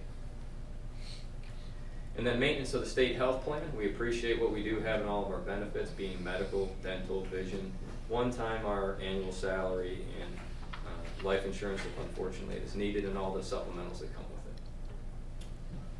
Proposed capital purchases for this year, currently as we saw in March and April, were 2 Dodge Chargers, and I'll steal a little bit of the thunder here as I know this team is working on it, but great conversation was had with the Enterprise Municipal Lease Program. And it may actually save us $25,000 or so a year to consider leasing of vehicles. And that is just your capital investment savings. There would be a guaranteed maintenance savings, as new fleet vehicles aren't going to require maintenance of a 50, 60, 80, 100,000 mile car. So I'll allow the police department, finance team, and interim manager to bring that forward. They may do so as early as the 30th of this month if you choose to have a meeting, or in early June, but you may have choices to avert that $60,000 cost. So again, going forward on fund balance, the general fund has a request for $160,000. Your asphalt paving is the majority of that.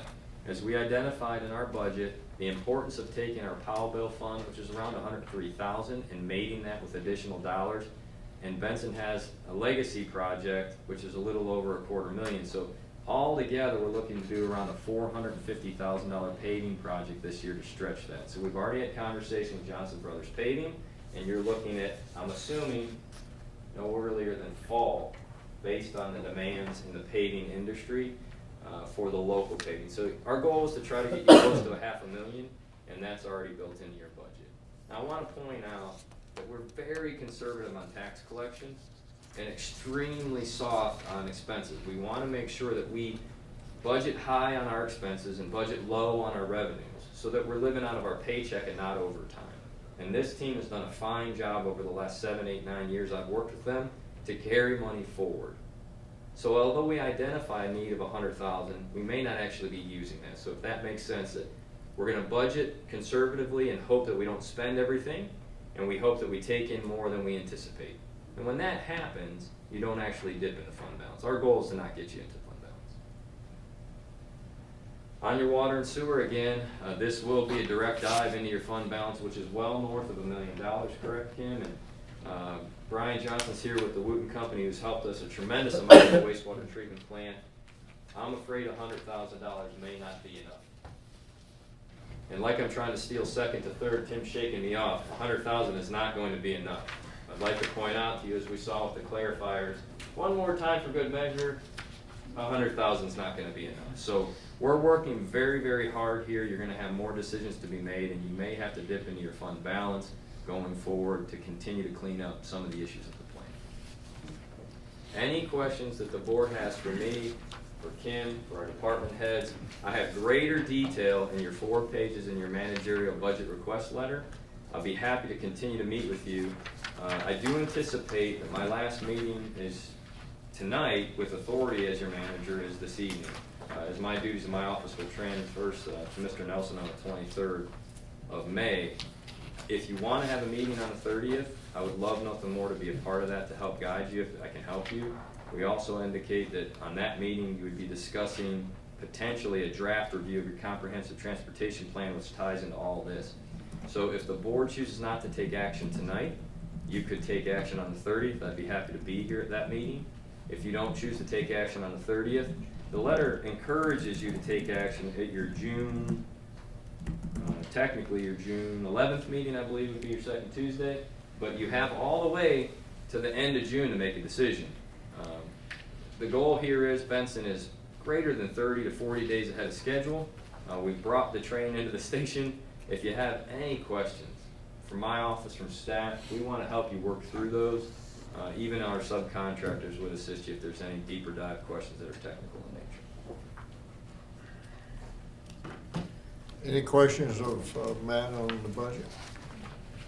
I do have one, but I need to come to your office, Mr. Zepp, and talk with you about it. I have a question on a salary, a particular salary. Sure. So I'll get with you and talk to you about it. Okay, great. I think you also have a closed session tonight, so if you have an issue about a particular individual, I can answer that in closed session for you so that the whole board has all that information.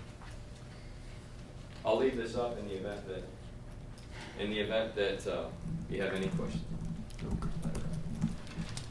So are we choosing to hold? Y'all got one question, y'all want to hold? Y'all want to move on this? You want to hold? You do need to hold the public hearing. Yeah, you need to hold it. Okay, hold. Thank you, Mayor. Okay.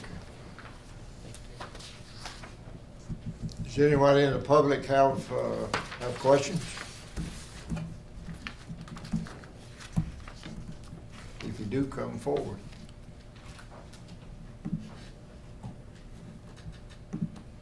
No, we'll move ahead. Thanks. Main Street water sewer line repairs, Brian Johnson, the Wooten Company.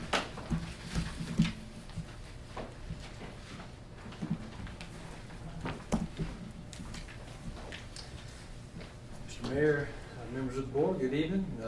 Appreciate the opportunity for me to come and speak to you tonight on a couple of different topics.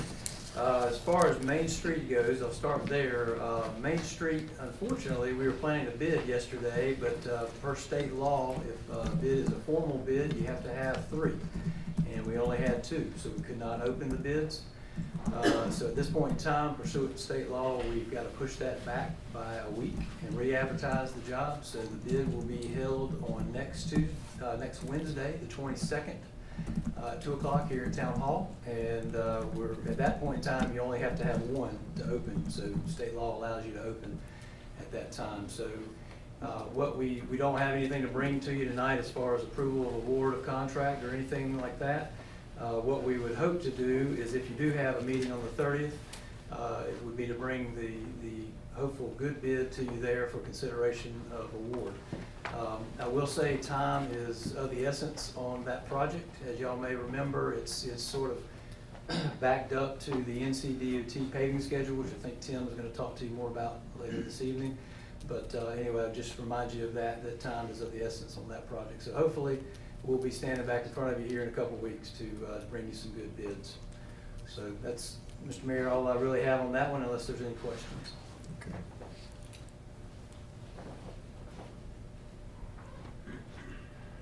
The Phase 3 water line replacement update? Yes, sir. Yes, sir. Appreciate you letting me come and speak to you on this. As Matt noted, this is an initiative that you guys are wanting to undertake moving forward. And so tonight, Matt just asked that I come, and there's no action really tonight. It's just a matter of briefing you on the water system improvements project. I want to talk about a few different things, and I appreciate your time. I know y'all got a lot on the agenda, so I'll keep it fairly brief.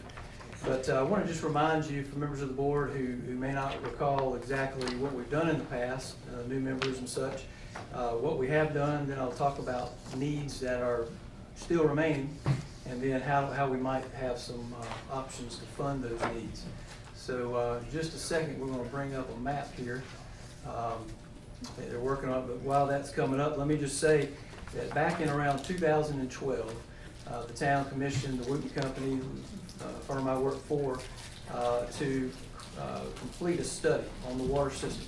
And out of that study was developed a capital improvements plan that outlaid some projects for y'all over the coming years. So at that point in time, we had 4 projects that were developed. Perfect. Thank you. Sorry about that, Brad. That's good. We had 4 projects that was developed out of that, and then some additional future projects, if you will. And keep in mind, this was 7 years ago. So since that time, in around 2013 or so, construction began on a phase 1. Okay, and that's what you're seeing right here up on the screen is phase 1. What I would draw your attention to are these dashed lines that you can see. Those are the lines that were constructed in phase 1. So you can see Hill Street there going east to west.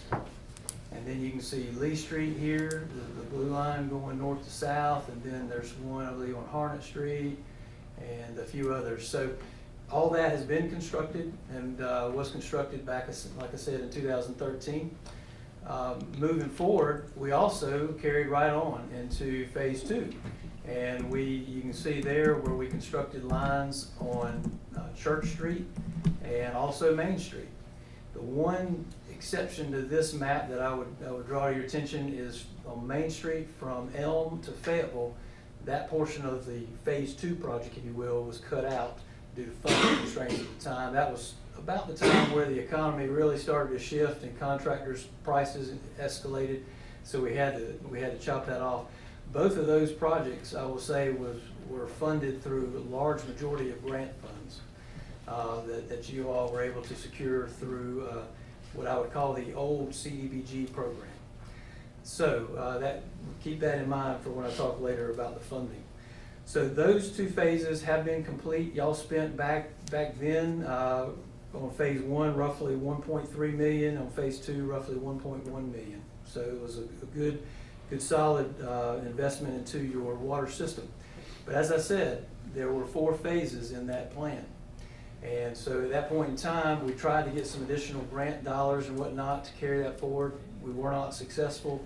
Other needs came about on your wastewater system and such, and so the water system has largely been sort of put on hold for the last 4 or 5 years. So Phase 3 and 4 is what I want to draw your attention to now, and then the remainder of Phase 2. So this is what's sort of left from that plan that was sort of planned out, if you will. You can see an area up here, I believe that's Hall Street, Branch Street area. You can see the remainder of Main Street, as I mentioned, that was at Phase 2. A line going down Wall Street, actually 2 lines. There's one way down to the south here that closes a couple of dead ends that would help your system pressures. And then the other major one would be along Harnett Street, and then a couple of side roads in between. So it's a pretty major amount of work left in that's Phase 3 and Phase 4, and the remainder of Phase 2 is what you're looking at right there. And as far as estimated costs on that work right there, what we would say is we've tried to project that forward from some old estimates that we had back in 2015. We would estimate that, what you're seeing on the screen, roughly about $3.5 million. So again, it's not something that you would want to, I don't believe, tackle all at once, unless you wanted to. It's just something I wanted to show you the remainder of that plan all at one time. Now, there's no reason to believe, water systems obviously don't repair themselves, so there's no reason to believe that those improvements are not still needed, although they've not been looked at in about 7 years. I will say that the plan was generated based on about 3 things. One was customer complaints in the area, brown water, things like that. Maintenance records, where town crews were having to go out and continuously fix certain mains. Of course, the mains in these areas are very old. They've lived out their life, over 50 years old. And then the third was we had done some hydraulic analysis, and so that's the other thing that was plugged into this plan. So all these improvements, I believe, are still needing to be done. One other item that I wanted to bring to your attention that was also mentioned in the plan, but at the time it was more of a back burner issue. Now I believe it's more, I'm talking with Tim and Matt, it's more of a front burner issue for you, and that was an elevated storage tank. If y'all know, of course you do, there's a elevated tank at the end of Lee Street here. It's 300,000 gallons. I believe it was built, I don't know, 40 years or so ago, and it served y'all well. And of course that tank is still in good condition and still will continue to serve you. However, you guys have been growing, and back 7 years or so ago, as sort of an interim measure, what we were able to do was borrow, if you will, 100,000 gallons of storage from Johnston County, and that met the minimum level of the state requirements. Well, since y'all been growing, y'all are now basically at that level where y'all need more capacity, more storage capacity. So one thing that I would like to sort of bring fresh to you in addition to this is the consideration of a new elevated tank.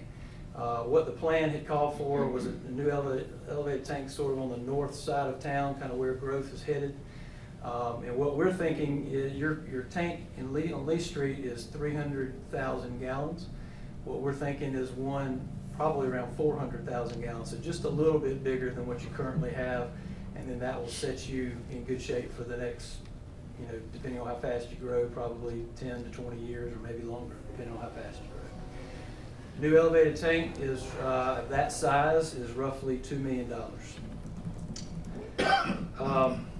And the only other thing that I would mention is, you know, we've been talking with Tim, and to the best of our ability, of course, all these improvements, in addition to sewer improvements, we'll try to incorporate, you know, I know you all are very proactive in your paving, and so that would be something we try to overlay and make sure, if possible, that we can, you know, get those utilities in the ground ahead of that.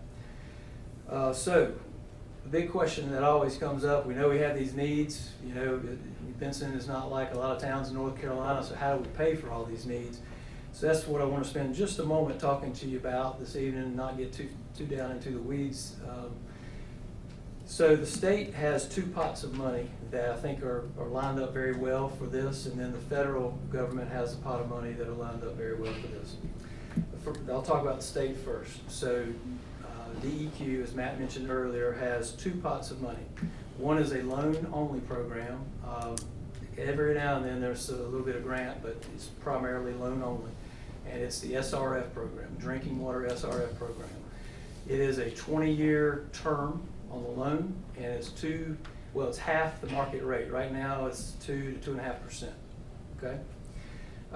There are 2 rounds of applications per year. One's in March, one's in September, and it is a competitive application process. So you're not guaranteed funding when you go in, but I will tell you they are fairly flush with money at this point in time, so it doesn't guarantee you that you'll get funded, but there's a pretty good chance at this point in time. The second program that I want to mention to you is the CDBG program, Community Development Block Grant Program. As I mentioned earlier, that's the program that funded a large portion of Phase 1 and Phase 2. Unfortunately, that program, and one of the complications that allowed us or prevented us from moving into Phase 3 is that program underwent a significant change back in 2016, and it became a very, very competitive process to the tune of it just essentially, we just couldn't quite get y'all qualified compared to the other towns in the state. So it is a grant-only program. So that's the nice thing about it. It's up to $2 million of grant funds, and it's every 3 years. So you apply every September. If you get funded for $2 million, then in 3 years you can come back and ask for $2 million more. So that's how they're doing it. But I can tell you, speaking of competition, last year I believe they awarded on the order of like 6 to 8 applications out of 70 to 100 applications. So it's very competitive, and you've got to have every I dotted and T crossed to get that. It's very attractive because it's grant. Now, one other thing before I move on to the federal funding is you can combine these programs. So in other words, you can apply to both at the same exact time, and then if you elect to, you go into it thinking, if I want grant, but if they give me loan, I'll take loan, then that's something that you can do. So that's something to think about down the road as we get further into this. Last thing I'll talk about on funding would be USDA. Y'all may be more familiar with that. That's the project that we just finished over here, Dutch Inn area, Eastwood area, the sewer project. That is a loan and grant program. Grants are up to 45%, but it depends on your median household income, your water and sewer rates, and then your overall financial health. And what happened last time, if y'all remember, we were hoping to get at least some grant dollars, hopefully 45%, but the town's finances are in very good shape. And the USDA looked at that and said, nope, we're only going to be able to give you loan dollars. So I don't know, we're 2-3 years down the road from that point in time. I don't know if I would assume the town's finances are still in pretty good shape. So I don't want to set your expectations to say USDA is going to come in and give you grant dollars. I think it's more likely to be loan, but you don't know till you apply, and it's always possible. So USDA is a grant and loan program, so it's a little bit different than the state program. That is a 40-year program, or 40-year term, so it's twice as long as the state loan program, and then the interest rate's around 4%, so it's about double. I did look, just rough calculations to kind of say if you had the $2 million project, let's just say, one was funded by the state, the other was funded by USDA, all alone, what would the impact be on your users? And it looks like about 50 cents to $1 more by going the state route than USDA. So that longer term overshadows that higher rate. So USDA is still a really good program if it's a loan only. So that's really all I have for tonight. I'll just say next steps for y'all to think about would be, number one, determine what is the most pressing need. You know, I think it's going to be, as we look at it, it's going to be the elevated tank is really what you need to think about, I believe. And I talked this over with Tim. But then also, you know, are there any water lines that you want to go ahead and start moving on? So that's number one. Number two, which funding source do you want to go for? Because they are a little different. I wouldn't think you want to spend a lot of time on one only to go after another. That's probably not the best use. I think you want to pick which one seems to be the most appropriate for the project size that you want to undertake, and then go after that one. And then the final step, initial step anyway, would be to prepare that application, whether it's DWI through the state or USDA through the federal government. So at this point in time, that's all I really have on the water side of things, but I'll certainly be glad to answer any questions for you. Matt, is, on that map, is the Main Street movement to the back of the stores, is that in this plan here? I don't believe so. So Brian, I mean, if you want to speak to that, where we're trying to do the near $400,000 worth of work on Main, I'll let the engineer speak to that. Yeah. So the Main Street where we're trying to move the water lines and all back to the rear and the alleys is actually in the Main Street project. So hopefully when we get some good bids on next Wednesday, that work will already be moving ahead. So the idea behind that is to abandon the water line currently on Main Street from Wall Street to Elm Street. Just completely abandon that. And majority of the services are already in the rear of those properties anyway, in the alleys. There is one block from Elm to Market that we're going to have to move to the rear and put a new 2-inch line, and then move the services. And then therefore, that stretch of Main Street will not have a water line in it any longer. Well, it'll have an abandoned water line in it. We're not going to dig it up. There are a couple of other water main, what I would call reinforcements that we have to do that. And that is to be able to provide the necessary fire flow capabilities along Main Street. So if you abandon that water line on Main Street, the fire hydrants are not going to have as much water as they do now. So we've got to add a couple other lines to reinforce that. So that's all included in the Main Street project. Well, where's the money coming from to do that? You don't have a funding source, and so that's what I notified the board, so I appreciate the mayor bringing it up in a public session. You have a stranded $400,000 cost. The mayor had communicated with Senator Bergen's office. I had drafted a letter a week ago Friday and sent it off, and everyone on this board has been CC'd on that. The question is, if these bids are opened at the end of the month and you get a $300,000, $400,000, $500,000 need in water, you have no funding for it right now. So you're going to have to deal with that issue when you open those bids in the next 15 to 20 days.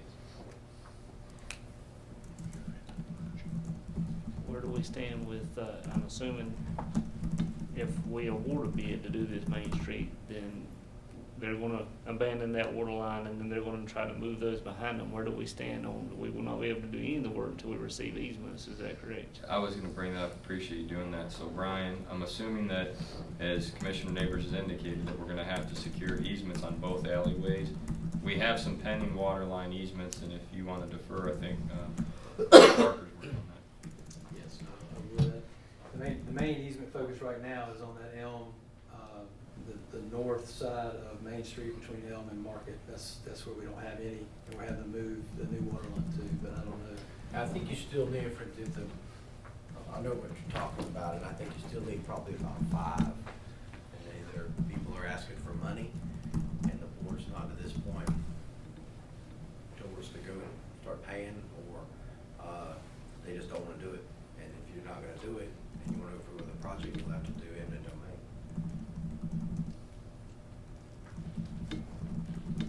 You still got open lines of communication with those property owners. So.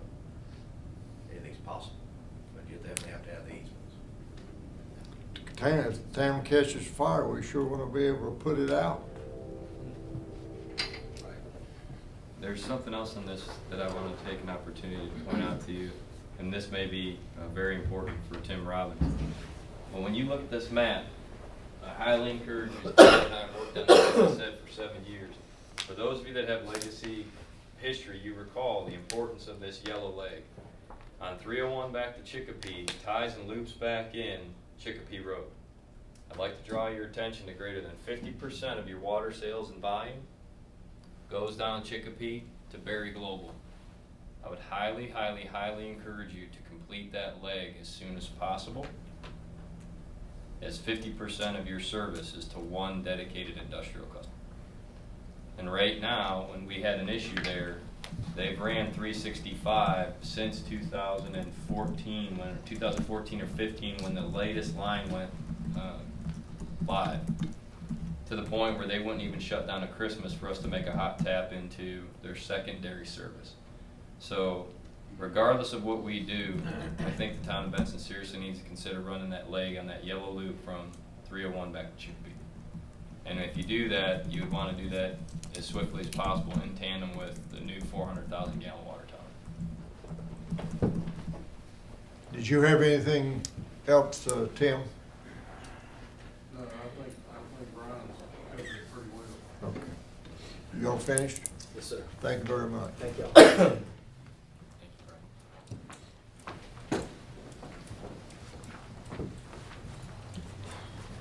The recommendations of interconnection standards of distributed electric. Mayor, as Kathy makes her way to the podium, we appreciate her being here for the first 2 hours of this situation. And I don't expect this to take too long. So if you want, I'd like to introduce Kathy Moore with the Electric Cities of North Carolina, her assistant. Thank you. Mayor, Commissioners, thank you for having me tonight. I'm here to speak with you a little bit on adopting or consider adopting the recommended interconnection standards for distributed generation or distributed energy resources. We have some standards that I gave Matt a notebook, and they're a considerable amount of documents, but they're similar to standards that were adopted by the North Carolina Utilities Commission for investor-owned utilities, and electric cities combed through those and got a membership group together to put together electric cities recommended interconnection standards that are very similar. They're very uniform. The developers, the solar developers and the renewable energy generators that are out there, and even the diesel generators that interconnect to small utilities, like these interconnection standards because they're used to them, so they are uniform. But we did modify them for your needs, for municipality needs that are different than the standards of the NCUC. So it does help kind of give you a playbook and put some guidelines out there for you all so that your staff can work safely as these generators are interconnected, and it also gives you an opportunity to compensate correctly into your electric fund for those generators. So it keeps you safe and it keeps you in compliance. It does apply to all generation that I talked about, both renewable generation and non-renewable generation, and it does have size requirements. Those that interconnect at a residential level will be different and a faster interconnection than those that are larger and interconnect on your electric distribution system or at a larger industrial customer. They will have to, again, meet some federal and North Carolina regulatory requirements where they will have to get a certificate of public convenience and necessity for the generator, and they can also qualify for PURPA generation if they would, and that's the Public Utilities Regulatory Act. And so there are those requirements that are out there for y'all that are in the recommended interconnection standards.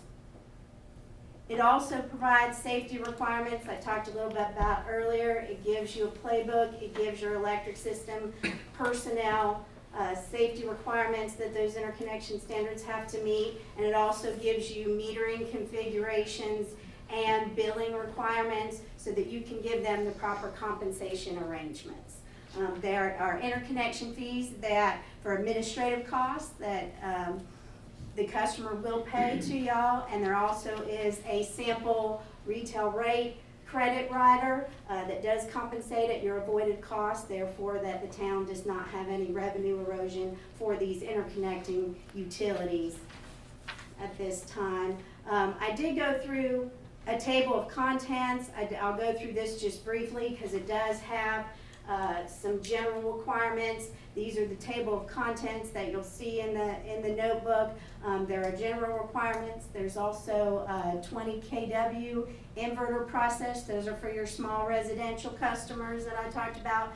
Some study processes if you have large customers that go on your system that you want to go ahead and make sure your electric system is safe. And then there's some additional agreements that you want to enact in there, just so you have some long-term commitment if you have to make distribution system improvements on the system. And it does apply to all the interconnections that you would get requests for. There are attachments, and these are additional forms that can help with your planning and zoning as well to allow for these generators to go into place if they're on your distribution system, and it also gives you the opportunity that these generators have to adhere to your city codes and planning requirements. So those are all the attachments that are in there as well. I'll keep this brief. If y'all have any questions, I'm happy to answer them, but we do have the interconnection standards. We have a sample retail rate rider that y'all may adopt if you'd like to, and a purchase power agreement template for the interconnecting generators that just gives you a long-standing contract with them. People like Food Line that has a generator of their own, when that was installed, the town was involved in that and had certain requirements that they had to meet. And that's true with everybody? Yes, sir. So load management, generation has requirements, certain size, behind the meter, certain type, and there's been updates to that in my tenure here, qualification for emissions and controls, and we've retrofitted all of those. So they have a particular rate style that they work under. So Food Line, Carly C's Grocery, and other town-owned properties are under a different rate. So yes, sir, there's requirements, minimum standards, and they all comply. And if they don't run those generators during peak periods, they're obviously paying a higher premium for their energy. So we encourage that. Yes, sir, it makes it extremely attractive economically, which is one of the reasons you're seeing the town of Benson trying to bring forward its solar options at the wastewater treatment plant, and this is a precipice to that interconnect. So the town of Benson is its customer, so the wastewater treatment plant team needs this interconnect to be adopted, these resolutions to be approved, and these processes to be in place, so that when a shoot and the NC State team comes back potentially and we bid out as a town solar stability at the plant, your customer, being the wastewater treatment plant at 770 Hannah Creek, has the process to get it. So yes, sir, we would encourage you to consider adoption of these as presented tonight. Does anybody have any questions?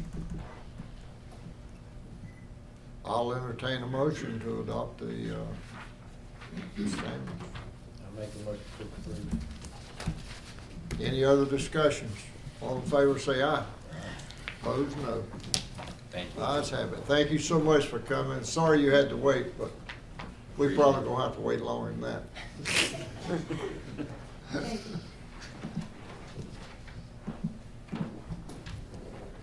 Budget amendment number 11, and I won't call Alan this time. It's fine, he can do it. I bring tonight before you budget amendment number 11. This is just encompassing Fund 30. We received more funding from FEMA as far as the wastewater treatment plant was concerned. We received $16,890.64, so we're increasing the revenue line and the expense line to accommodate for that funding that was not originally budgeted. And then we had an unfortunate mishap with our JCB backhoe. It actually got water in the gas line, so we had to file an insurance claim on that, and insurance gave us $10,000 for that repair. So I'm increasing their revenue line item and the offset of the expense for unexpected, revenues. Any questions? I'll entertain a motion to approve. Make a motion. Any other discussion? All in favor say aye. Opposed, no. Thank you. We are on the March budget report. Yes, so for the end of March, we should be at 75%. We are actually stand at 80.31% in revenues and 78.32% in expenses. And as I said last month, I have, encouraged strongly to the department heads to stop spending as, and only do what is absolutely necessary until the end of June. Well, this is the best looking budget statement I've seen this year, and with the exception of the last two, which we understand, everybody is ahead of the revenue and behind on expenses. So that's the way we would like to operate. We like it, and I will be bringing forward a cleanup budget amendment. I usually do that twice a year. I haven't done it yet, but I will be doing that in the next Does meeting. anybody have any questions of Kim on the budget? I'll entertain a motion to approve. Made that motion. All in favor say aye. All right. Opposed, no. Thank you, Kim. Thank you, John. Did Tim leave? Oh, there he is.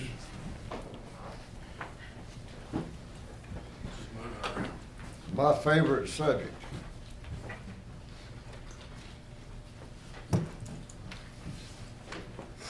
In 2019, Benson paving program update, Matt touched on this a little bit. We talked about it a couple of times over the past few months. We were able to, Johnson Brothers Paving, who was awarded the 2018 contract, they agreed to extend that price for 2019 plan resurfacing. With the combined dollars of two seasons plus the dollars that are being put into it on top of Powell bill funding, as Matt indicated, we're looking at roughly $450,000 worth of paving in one cycle. That's going to come out to just a little under 5.5 lane miles of paving, which is a considerable amount of paving for our road system. I've reached out to Johnson Brothers, to David Johnson. He's working with his paving superintendents to try to figure out the best place he can fit us in his schedule and get in here on us. I think it's highly likely it'll be the fall. As DOT paving ramps up and things like that, we'll probably fall to an in-between time for them that they can get us in. But he's getting back to me as soon as possible. He may surprise me and say he can come in July. Who knows? But we're looking at going to work on that as soon as possible. As soon as they can mobilize and get in here, we'll be doing that 5+ miles of paving. Explain the 219, 220, the different colors. Is the 219 the money that was budgeted into 219? Or is that just the year it's gonna be done? That was, I believe that was the fiscal year, allocation, is the way that's designated. And I apologize, I can't see it well, I can't remember, which was designated which. The yellow is 2019 and the blue is 2020. So, the yellow would have been what I referred to as last year's 2018 schedule resurfacing, and the blue would be the 2019 calendar year schedule resurfacing. So we're combining 2 years of resurfacing, and if you look at our 5-year plan, it's really bumping us ahead. It's moving us ahead a good bit by committing those additional dollars. You're staying on pace. You would squeeze what would likely be greater than 5 years to hit that 5-year plan. You could likely squeeze it in a 3 to 4 year period of hitting every bit of that 5-year plan. So you're trimming time off of the anticipated schedule and knocking out that 5-year chunk in a shorter amount of time. And over time, your pavement condition assessment that we do each 5 years would start to get better and better. You would have less of the Category 6, or the most severe pavement conditions in our community. So that's the goal, is to eliminate those 6s, really dig through those 5s and get in a position that we don't have that greatest severity condition in our community. So we're cycling through them at a better pavement condition than wait until it's horrible to go to work on it. Well, I think the bill in the legislature is gonna help us a little bit, but I don't think it'll be tremendous. We'll get no power bill money. Yeah, I don't think that'll be a windfall, but certainly a few extra dollars always helps. Well, let me. I'm sorry. I think we've gotta keep looking at $400,000 to $500,000 a year in paving to try to get back to some parity in the holes we have that come, that you can't do anything about it. If it rains, it's gonna have potholes. So I'll address that real quickly, that you have $103,000 a year. A year ago, you added $100,000 of fund balance. This year, you have $103,000, you've added another $100,000, so that's you're connecting 24 months of dollars with another $200,000 of savings to get to 450. So I heard the mayor say 450 a year. You're not doing that. You're doing 450 for a 2-year period. And as I just want everybody on the same page to understand, your allocation right now is just rated 100 to 105,000 on Powell bill. And Kim went to the most recent Powell bill meeting, and we don't foresee any major changes coming down the pike for that. So at pace, your Powell bill funds aren't keeping pace with your needs in asphalt. Want to stress that. And I don't think it ever will. I don't anticipate them ever being able to fund every single community to be able to stay on top of their paving needs. I think they stretch it as best they can. If they pass the budget, the Powell bill allocation each year is gonna be more than $100,000. But the point is that they've added the mountains and the sea into the calculation and allow them to calculate their numbers based on the average residents, and they can count the ones that just spend the summer there. So it could add some and take some away too. Yeah, I think some of the communities that take some major traffic impacts during the seasonal periods on the coast and mountains, they brought forward some great concerns that their year-round residency didn't necessarily reflect the amount of traffic that they received on their streets. So obviously their concern was heard by the legislature, and I believe they're taking action on that. Ms. Holly had a question. Yes, ma'am. Yeah, let me ask you something. Am I to understand that some parts of Home Street is gonna be left out of this repaving? No, ma'am, I don't believe so. So they're still in there? Yes. Yes, in the current plan, the 450,000, that would capture. Ms. Holly, I think I can answer you directly. If we would have not kept the tax rate at 54 cents, 5 blocks of Home Street would have been removed. If you keep the tax rate at 54 cents, the paving stays in place. And I apologize, if you look at the map, I believe it's the 200 block that did not get a highlight. That's an error. So it would be the 100 block or the 600 block, I believe, which is the end of it. Well, this one shows it all the way. But yes, ma'am, we're covered. If the budget is passed as presented, we're good. Yes, ma'am.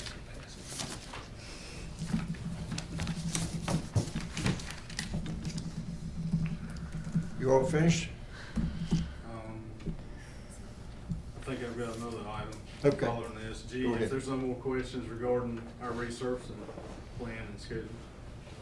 Real quickly, is there an update on the status of the damaged roadway and what the town would do with that in Eastwood subdivision since you're on roadway surface?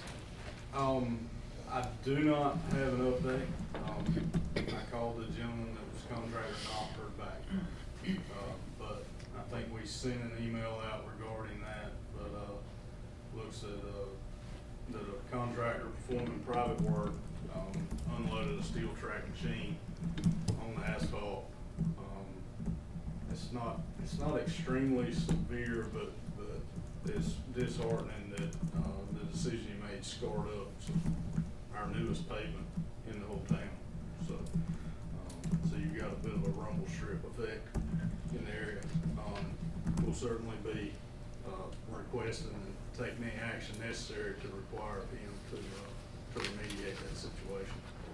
One other thing to bring to the board's attention with Tim at the podium, we had an underground directional boring company damage Dog Eye Road immediately following the resurfacing and the widening of Dog Eye.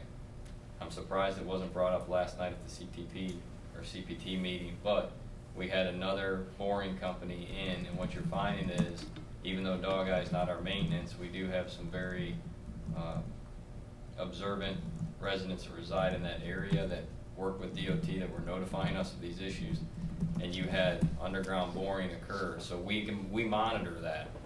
And so when somebody's in our right of way, because we have water lines and sewer in that vicinity, I would like to point out for Tim the importance of watching those underground directional borers, because what they did is they did a shallow dig, and then when they bored and tried to push internet connectivity, they bowed the brand new road up, and it's created a speed bump, an unintended speed bump. So we're watching that from our utilities team. Every town of Benson employee that's in, you have to watch for. We do. Approved and unimproved, and I think Tim's team is watching out for it, so. And there's been a great increase in the amount of utility work, a lot of telecom work and things like that's going on. Piedmont Natural Gas last year, I think, did a considerable amount of work with boring in new mains and services, maybe a year before. So I believe there's a good increase in the amount of underground and utility work's been doing in the area. And being a member of the 811 system, them requesting locates from us, that gives us a clue into what's going on. And there's some that we consider somewhat harmless, and then there's some that somebody from Public Works is standing there when the work's being done. So it's all based on what kind of infrastructure we know they're working around. And if need be, we just cut the time out of the day to stand right there with them if necessary. To reiterate that, this board encouraged us to purchase a ground penetrating radar. We got that GPR, that's helped. We also dedicated a 50% person. Yeah. Half of a person's day is literally spent locating now, and we predict that that's going to continue to increase. It may go to full-time capacity faster than you want it to, but right now you have one full-timer and a backup cross-trained in that area, correct? Right, that's correct. And again, the increase in this type of work in our area, that investment in the equipment, in dedicating the personnel to it, I think already over the past couple of years has certainly protected our infrastructure. Well, is a gas company is boring? Is that what you said? A couple of years ago, Piedmont did a considerable amount of work in town, and they used some boring operations. But there's a lot of boring that goes on. Boring is becoming much more commonplace in the underground utility work. Telecommunications uses it a lot. They don't put their lines as deep as they used to, and you think about Durham when you think about gas, and they put lines up where somebody can get to them pretty easy. We have those opportunities too. Yeah. But again, it's work that has to be done by all utilities, so we just watch it as closely as we can. Well, that's a great segue to Main Street and what you're doing and how we're working with the water and sewer and then repaving. That's right. So moving over to NC 50 Main Street resurfacing, Brian talked a little bit about our bidding schedule and where we are in regards to the sewer and water repair work on Main Street or replacement work. We've worked diligently to coordinate with DOT in regards to their paving schedule. I've been told by the district engineer most recently that they're looking at October 1st as their scheduled paving time. So that gives us time to get in, get our work done, and get out. Unfortunately, it won't be done ahead of Mule Days, but That may not be a bad thing, because sometimes weather and scheduling conflicts bump into each other, and we certainly don't want a large paving contractor for DOT to be mobilized and wanting to work in town on Hill Mill days, because it may put us running into each other. So it's not necessarily a bad thing. As we work through that project on Main Street, we're gonna make all the effort in the world to touch things up and true things up and get a decent surface out there. It's still gonna be patchwork, but, as you know, anybody's traveled down Main Street recently, there's a lot of trench settlement and stuff like that. It's a miserable ride. As we work through it with our utility work, we'll probably reach out and touch and just sort of try to true things up to get us through mule days, and then DOT will be directly behind us. October 1 schedule, first week of October, and they'll come in and they'll mill out, they'll mill the surface out and then repave the entire street from gutter to gutter, or from curb and gutter to each side. So, any questions regarding that? Have I touched on roughly what the schedule is going to be? Thanks, Tim.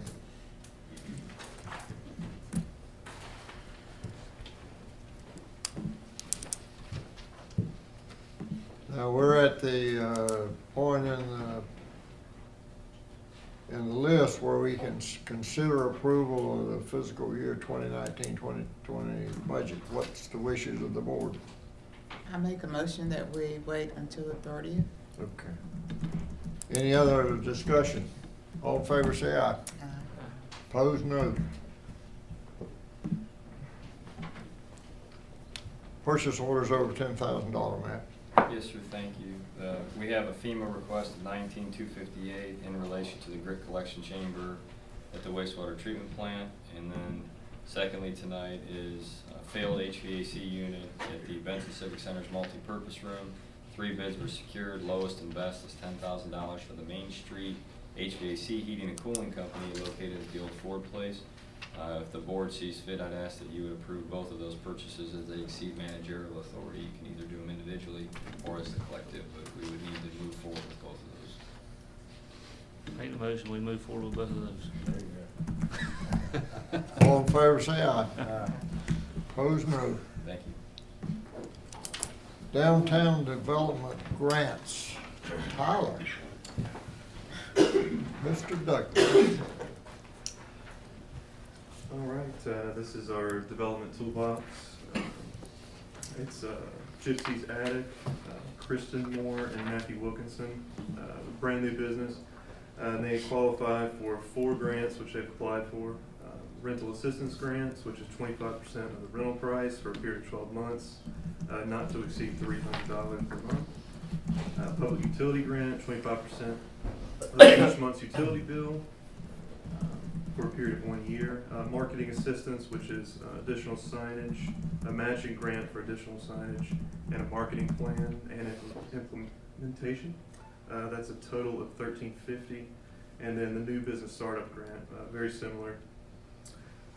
It's to encourage basically new business, and that's a total of $1,500. And they've submitted everything, all the proper documentation, and I'd suggest we approve. Before y'all discuss and vote on this, I would like to ask the board to recuse me from this, as I am the property manager for this property, and therefore I'm the lessor. And so, We can't let you. so I'm gonna ask for one of you to make a motion giving me permission not to participate. I'll make a motion We to can't let you, recuse him. because we don't have a quorum. We don't have a quorum. He needs to recuse himself, and the item would have to carry forward to the 30th.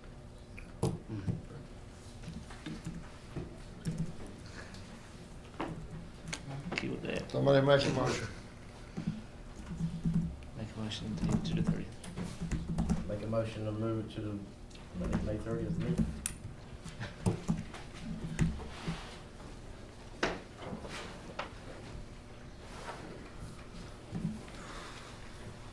I don't know why we would do that. Huh? I don't know why we would do that. We would do it or wouldn't? I don't know why we would. move it to the May 30th meeting. Because he don't, unless the board approves, you know, he can't recuse himself.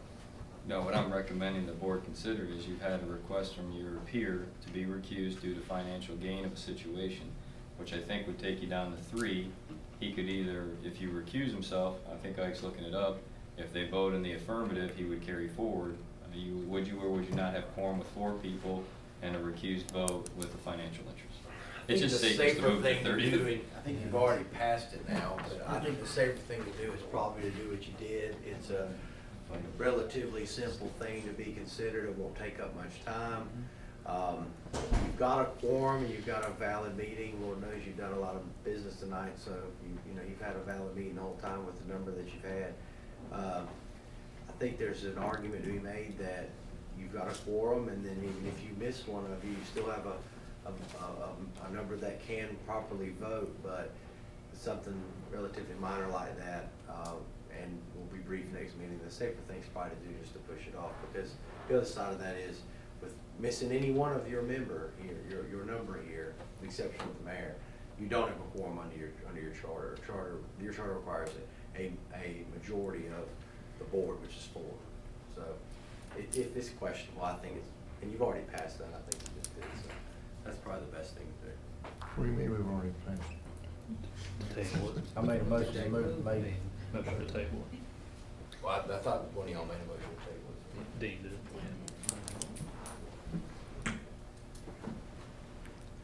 When is the guys talking about doing this? Are they pushing you, Tyler? No, they're very agreeable. That won't be a problem. All in favor of moving it to May?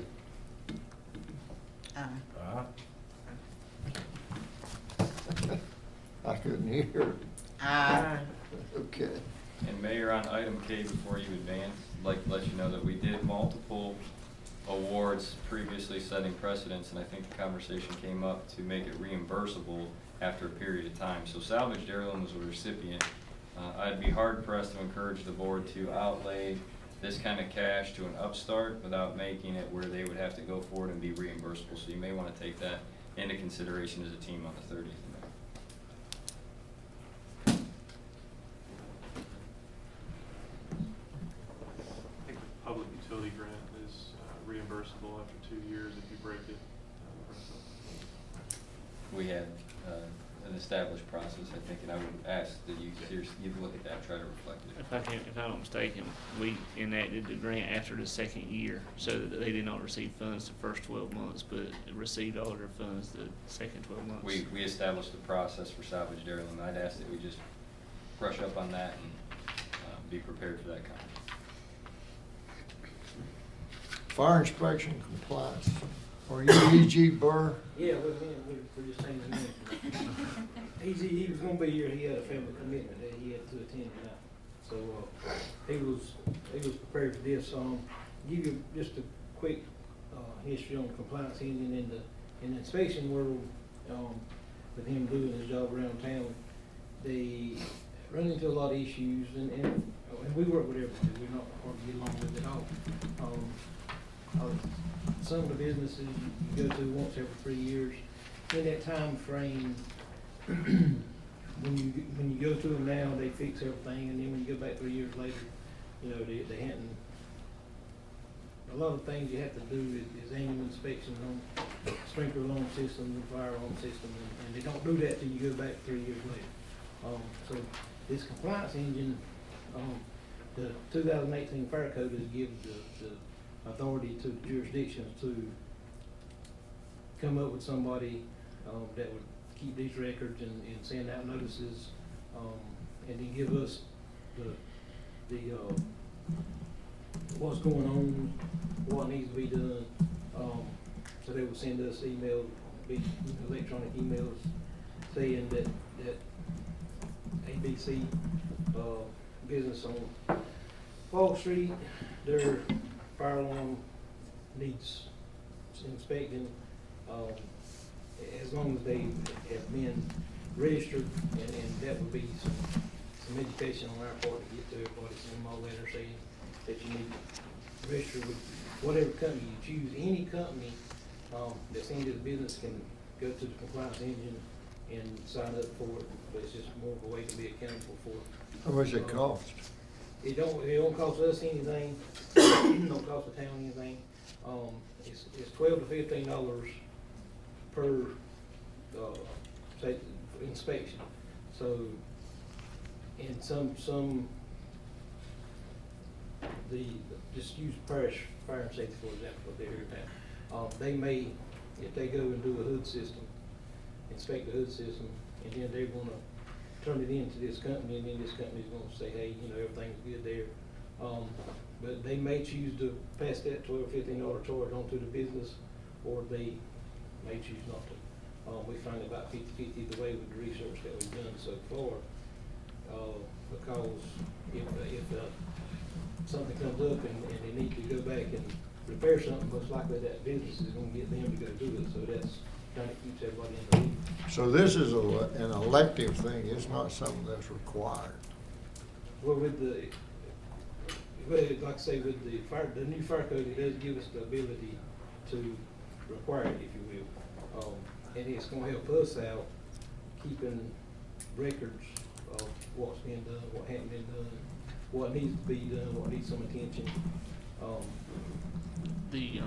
The little bit I've heard about this, and tell me if anything I'm saying is incorrect, is if you pass this, then you can require business owners to go on and sign up. And will that be a cost to the business owners for us to sign No up? cost to sign up. No cost to sign up. They will send out. They go to this compliant device or the compliance engine. Right. And I think they'll have to like a little tutorial or something. Okay. And then it don't cost them anything to sign up to get on this list. Will EG still be the one doing the inspections, or is it done by a third party? No, we'll still be doing the ones doing the inspection. It's just when there's a problem comes up, or I say a problem. For instance, if business has a sprinkler system, and we only go every 3 years because of that particular business, we don't have to go every year, so we only go every 3 years. So after year one, if something enables that sprinkler system to do its job, then we won't know about it till we get back there 3 years later. So if somebody's holding them accountable to get inspected annually like they're supposed to, then when they come in and inspect and say there's a deficiency here, then they will notify us and say, you know, this business has a deficiency in the sprinkler system, need to be fixed, and then we can follow up with them and say. Okay, so let me back up and let me clear that up, because I'm slow. So if you only go and do an inspection every 3 years, and their sprinkler system engages after year number 1, who's gonna hold them accountable if you don't go for another 2 years? The compliance engine, so who the company that's going and doing the inspection, the compliance engine folks, they'll send the business, say, hey, you know, your sprinkler system due up for your annual inspection. They'll send a notification, not an inspector, they'll send. No, They'll send a notification. Okay, and if a repair has to be done, so if you go and do an inspection and it has to be done, I'm trying to figure out how they're getting compensated. So do you have to use an on-board or a contractor that has been that is signed up to work for this compliance engine, or do you still have free reign to use any contractor that you want? You can still use anyone, but then they are supposed to get signed up under this, and then that way they can keep up with it. So if somebody pulled in off of 95 and pulled in there to McDonald's, say, hey, you know, we would service your hood system for half of what you normally do, and they say, okay. And say Parish, because you brought Parish up, so if Parish Fire Safety wanted to go and do the repair, they would have to sign up for the compliance engine. What's the cost to them? It's just that 12 or 15, and I'm sorry, I don't know, it may depend on what you do, but it's just that $12 or $15 per inspection. The notification that keeps up with the following up, record keeping up. I don't know, I just, I have a little bit of misgivings about, you know, how these people are gonna make a living doing that. I mean, I don't see where they're getting money. $12 is not gonna do much. You talking about the folks here with the contract? Yeah. I know I've done some little research on it too. So if you're getting $12 to $15 per inspection, which is every 3 years if it's just a regular business use, right? So it's every 3 years. Well, for them though, it'll be every year because I mean, that's. So who's paying that annual fee? That That's how- contractor? That's how, in other words, every year, if you got a sprinkler system, or a fire alarm system, they're supposed to be inspected annually. Right. So what we're finding is when we're going that third year, they ain't been inspected. But then when we go say, hey, you need to be inspected, then they'll call somebody and get inspected again. So they're not being inspected because we're not keeping up with the number of inspections that we're doing? Because depending on the business, some of them are annually, some of them are 2 years, some of them are 3 years. So it just depends on the type of the business is how often we go do the inspection. I think we need some more information on this, Alan. So Can we they come and give a presentation? Who? The compliance software? I don't know about that. Huh? I mean, we can try to maybe put something together on a slideshow or. I just wanna know how they get compensated, because if they're not getting it from us, they're either gonna get it from the business owners or from our businesses that do that kind of work, and I Yeah, don't. so the and- $12 to $15 per inspection, that's how they're getting. And this is only gonna affect just the ones with fire alarm systems, sprinkler systems, and, hood spread. I mean, See if you can get somebody to come and make a presentation on this. You know, when I think about something mandatory, then you just wonder how much grief you're gonna give to the people that you're dealing with. How much grief we're gonna get from the people that we're making it mandatory. Yeah.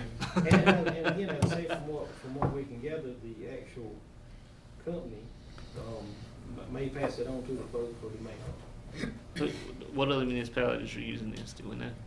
I know the county's fixing to go to it, plus Garner, I ain't sure about Gary. Garner does it? Garner does it. I'll call Paul. I'll find out. Yeah, they do. Let's, somebody make a motion to table it. I make a motion we table it until we get some more information. All in favor, say aye. Opposed, no. Johnson County Fire Service contract. Got that right here. Did Ike write this? No. The county attorney. 18 pages. 15 pages. From what I can gather, what I read, I mean, I think there's some grammar issues that they corrected. They added some verbiage for our 9S inspection that we have done. And obviously, I mean, we meet all that, but they've not added anything in here that we're not doing to date. And this is a 5-year contract. Again, reading through it, I haven't found anything, like I say, that we're not already doing. Has everybody read this? Yes. There's a lot of what ifs and wherefores in here. Your standard contract.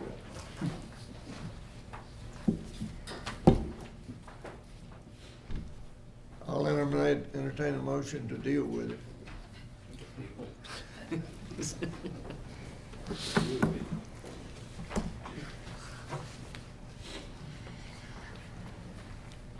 What's the wishes of the board? I make a motion that we approve. Approve it. Motion to approve. All in favor, say aye. Aye. Opposed, no. Thank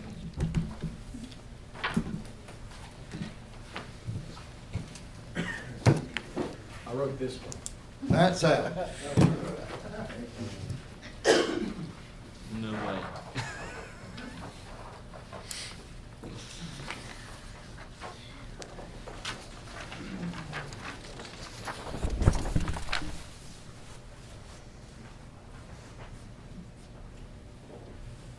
Thank you, Mayor. So we've been entrusted and encouraged to look at ways to improve downtown, look at ways to improve efficiency and be more business friendly. One of those options is to make improvements into what Dr. Rayner has affectionately labeled the cool block. That's COOL, the cool block. And in the cool block, what they're working to do is work together to remove all the trash cans, the small recycling cans, and all the other debris within those alleyways, allowing the alleyways to be more visually appealing, safer.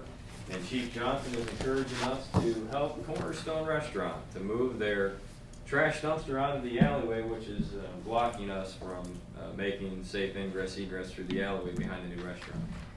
To resolve all those issues, We have gone forward with each property owner in that block area, which encompasses the Railroad Street, Parish Drive, and Main Street block. Those businesses include, but not limited to, Dr. Rayner's office of professional eye care, Salvage Dairyland, Cornerstone Restaurant, Barefoot Insurance, Parish Fire Services, including over to the brand new Fainting Goat Brewery location. Not included in this would be the new Rockside Tire and the printing house for Ben Cook. So the Cooks are participating on their own trash, as are Rockside Tire. So what we have is a chance to utilize some of our refuse funding to go in and help pave or pour. We're proposing a concrete pad of 38 by 28, roughly, plus or minus. It would allow for the placement of one communal trash dumpster, one communal recycling dumpster that would be offsetting costs by the participating merchants. Again, that would be the locations on Main Street, the locations on Railroad Street, all the way over to Fainting Goat. The purpose is they all have approximately 3, 6, or 9 cans per location. All those cans would be taken out of that area. Public Works staff, myself, Economic Development, Marketing, and Main Street have all met with these business owners on 3 occasions. They're all in agreement. Bruce Barefoot has read this contract or a lease agreement drafted by Ike to allow us to take these public dollars, invest them for a 60-month period, placing the concrete permanent improvement in for the Barefoot building insurance location, which you see on your schematic. Placing the green and the blue cans. Waste Industries can service those cans in said locations, keeping them tight up to the buildings. We're also going to put in 4 bollards, which are 2 bollards per can, protecting the building, so in case the driver accidentally moves the can forward, it would protect the building. In exchange for that placement, the whole block would be cleaned up. There would be a communal bulk pricing. The restaurants and the microbrewery would be paying approximately $100 a month. The other service areas would be paying $25 to $50 based on how many cans they currently have. Trash would be emptied at least twice a week. Recycling looks to be once a week. And then in exchange for that, there's already parking there. We would turn the parking spaces, allowing parking spaces 1, 2, and 3, which would be approximately 9 feet in width, which is standard parking space, a little bit longer than a standard spot.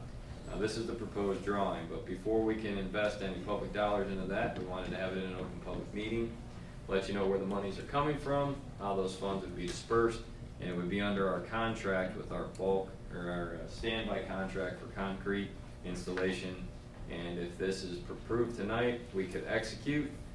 Tim has the contractor on standby to do the improvements, and then it would help with parking in this zone, which is already an issue, and it would also help with cleanup of the self-labeled pool block.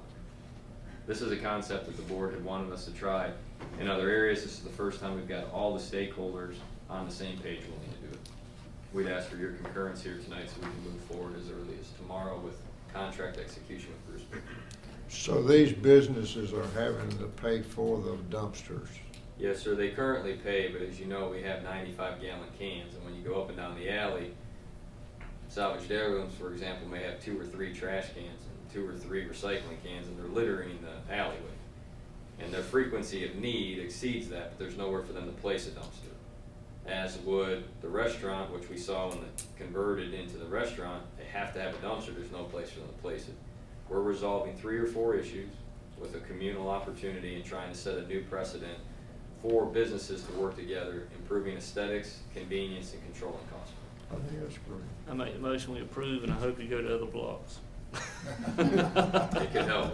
We want to set this. Hoping what? Go to other blocks. We can hopefully duplicate this in other zones. Any other questions or discussions?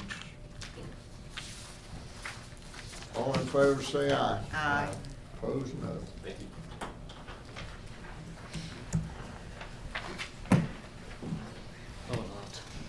Lease agreement, Kim Pickett. So as you're all aware, the Department of Public Safety State Highway Patrol is on this level of our building, basically right on the other side of us. They do rent this building, rent that space from us. It's $416.67 a month currently. Their lease sunsets on October 31st, 2019. They sent me an updated lease. I was able to negotiate a 3% increase on their terms for the next 36 months. So this new term would begin November 1st, 2019 and end October 31st, 2022.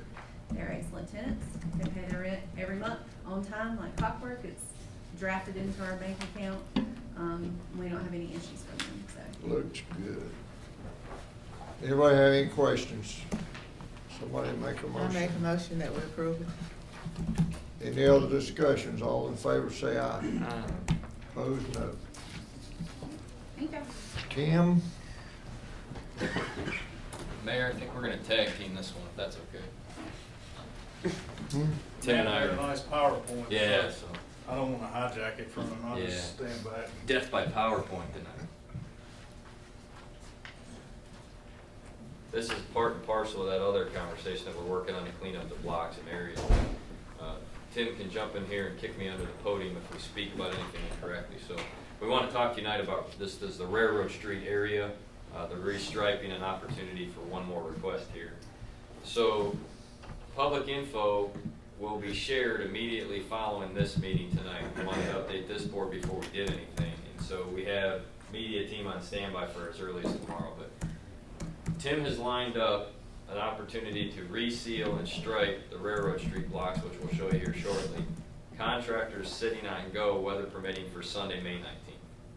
These are the conversations we had back at the board retreat in February, and our target goal was to do it before May 1 when Fainting Goat opened, but a wet spring delayed that.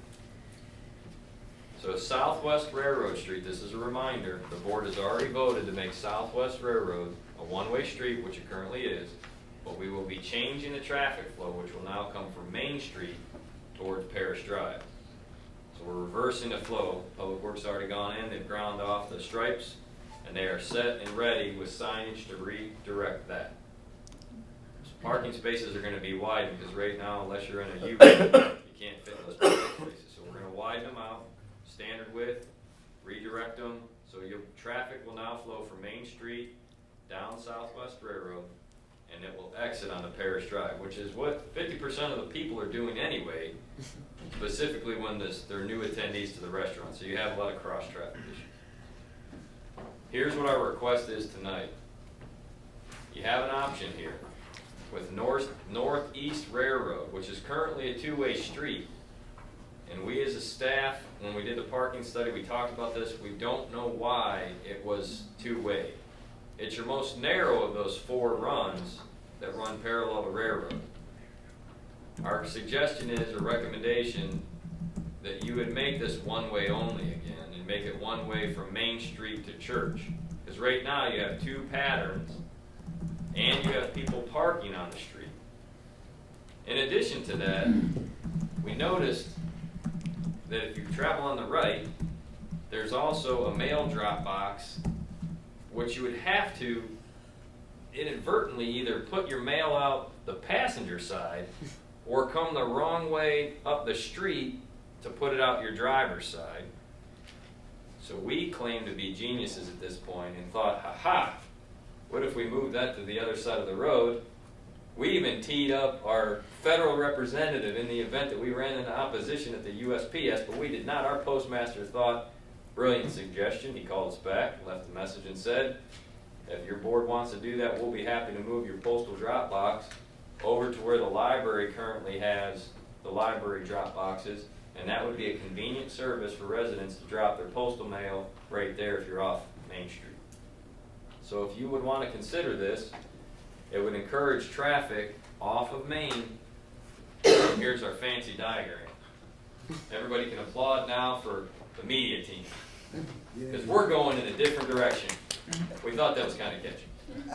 But on Sunday, May 19th, if you want to, we can either advertise that you voted tonight to go one way, or we could leave it two-way, but we can adjust all of this. But the point is, we think that it would make great sense from a traffic flow standpoint to move that traffic off of Main, which is roughly 15,000, 16,000 cars a day now, moving it to your secondary streets. Still the question begs itself, why is Northeast Railroad the only one that's dual direction? I had a question about that. Won't that one direction way back when? I believe it might have been, but I remember when I was a teenager, it was one way. and you're gonna ask gentlemen that don't recall that data anyway, so we'll look to our more seasoned citizens to answer that for us that have lived here longer than. It was one way when I cruised. Yeah. There used to be one way. So there's the answer. There you go. I just wonder why it got changed. So we're not sure, and There's if you two-way look now. at it from a flow standpoint. Two-way now. Yeah, but I don't know about that. Wide. Yeah, it ain't wide. It's curb face. No. Is there any, From any, the standpoint of safety services, anyone see the reason why you would prefer it to be two-way as opposed to one-way? Okay. any potential for parallel parking on the left side? At this point, I would think we talked about that, and we talked about striping it as such, but based on the narrowness of that roadway, I will leave that to the expert to my right. It is narrow. I think the most awkward thing is ideally if you're going north, you would want to park to the left. But if you do that, you've got several curb cuts coming in from the other directions, which basically puts you parking what seemingly would be on the wrong side of the road.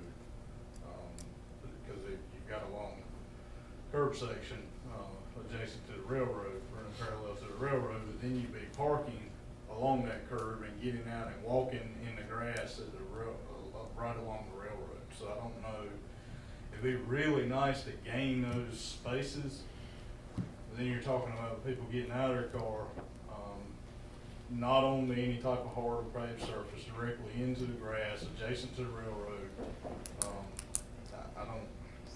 We were thinking about it. We've really thought about it both ways.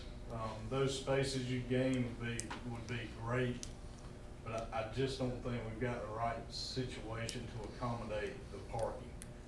Again, if you park appropriately, if we could establish some parking, it would be to that right-hand side if you were traveling north. But in doing that, you'd only be able to get like 2 or 3 spaces in because you've got so many One reason outlets. I see people park now on that That's right-hand side. exactly what I was And saying. that's the only thing. It's almost natural, and if we can look at that, that's what they're doing today. So ultimately, you have people parking on the right, trying to come 2 directions, and I think we really should think about that. You could almost get, you could gain 3 spots.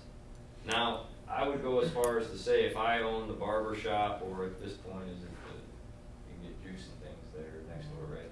There's a lot of things happening. 3 right there. Yeah, so, the nutrition station. So if you're there, and I own the business, and you came by to ask me, I'm not sure I'd want somebody parking directly in front of it. There's benefit and negative to both of them.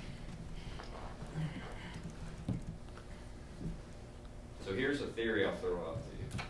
Why don't we take it one way, seal it, and see how organically it goes? Because it's a lot easier to come back with our team. We can put some parallel stripes in very quickly and inexpensive. Could you consider just letting it ride maybe for 30 days and seeing how it feels?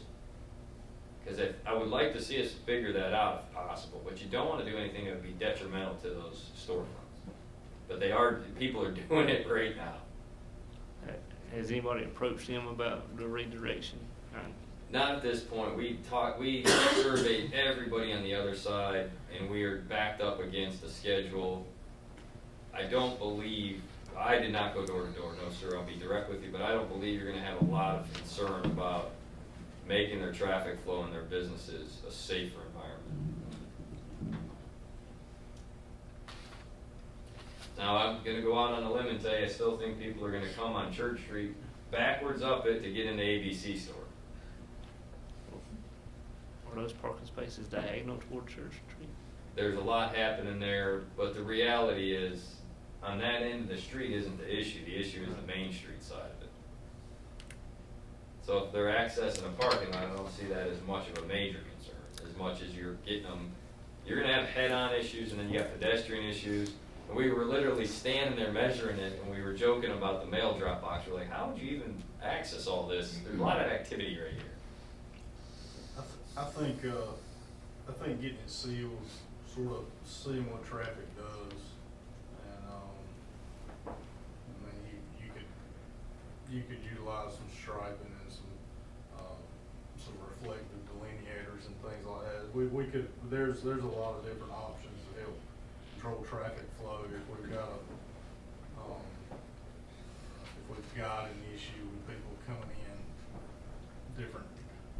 in the wrong direction. We could use some signage and some different options to try to help deter that as well. I think we'll be able to tell pretty quick how people are gonna use it.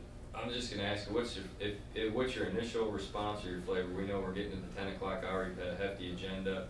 We can easily change the arrow, but we need to advertise effective tomorrow regarding the ceiling. So I want to point out to you, southwest, southeast, and northeast railroads will be sealed and restriped. Whether you want to change northeast to one way tonight or not, it's okay if you don't. We think it's a great idea, and we think it'll be the safest protocol. But those three areas will be seal coated, and then southwest, southeast will be striped accordingly, and we can just seal up northeast. But we're going to need to get the word out effective tomorrow. But we plan on weather permitting coming in on Sunday. So the biggest thing is, we were joking internally about not parking there after 11:59 p.m. and we can make nice little signs that remind you and put the signs out that say, please don't park here. We'll have to kindly move your car on Sunday. We don't want to do that. So, but we're going to need to make sure both sides of that street are clear, and we're going to go door to door to all the businesses with the notice. So what would you like us to do as we go forward? Any thoughts, initial responses? Get with that right You there. like that idea? I make the motion, we make it a one-way street, Make it work. a one-way street. And if you can find parking, put parking on it. We will absolutely look at that for you. Any other discussion? All in favor, say aye. Aye. Opposed, no. Ayes have it. So the idea is we're to look at parking. We'll come back to you with solutions on how to do it. Thank you all. Thank you.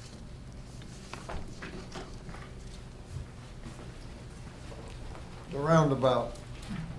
Roundabout, we talked about this last meeting. Matt gave a pretty thorough detail in regard to what DOT is proposing. We are in a position they're looking to the town to guide them in regards to construction phasing and the two options they provided us. Up here is the detour routing that they submitted to us. Again, remember, this is, there's two detour efforts going on here. What you see up here most clearly is sort of the big picture detour routing. There'll be some local detour routing here along Main Street and 301, utilizing our surface streets, Church and Parish Drive, to move traffic around. Our intent with our conversations with DOT is ultimately really try to catch the truck traffic. The truck traffic is what's really hard to manage in town, the big tractor trailers. Try to catch them in this plan, get them going around town. The pedestrian or the passenger vehicle traffic we can deal with in town. They can maneuver around downtown and get around just fine. It's when you get tractor trailers, road tractors with 53-foot trailers stuck in spaces that they shouldn't be in, that it gets really hairy on how to get them out without knocking down light poles and tearing up fire hydrants and doing all kinds of stuff that we'd rather not deal with. So this is the detour. Again, inside of that, getting into town, there'll be a local detour that gets traffic off of Main. The one thing that we ask of you tonight is we we talked about a 3-week solid closure. So they would go to that intersection at Main and 301. They would close it for 3 weeks and work around the clock to complete that project in 3 weeks. The other option that they proposed to us was a 12-week schedule. So they would basically work in corners of the intersection, shift traffic within the intersection. It would be pretty miserable getting through there, but they were willing to do that and keep it open as long as possible, and we would end up with 1 week that the intersection had to be completely closed.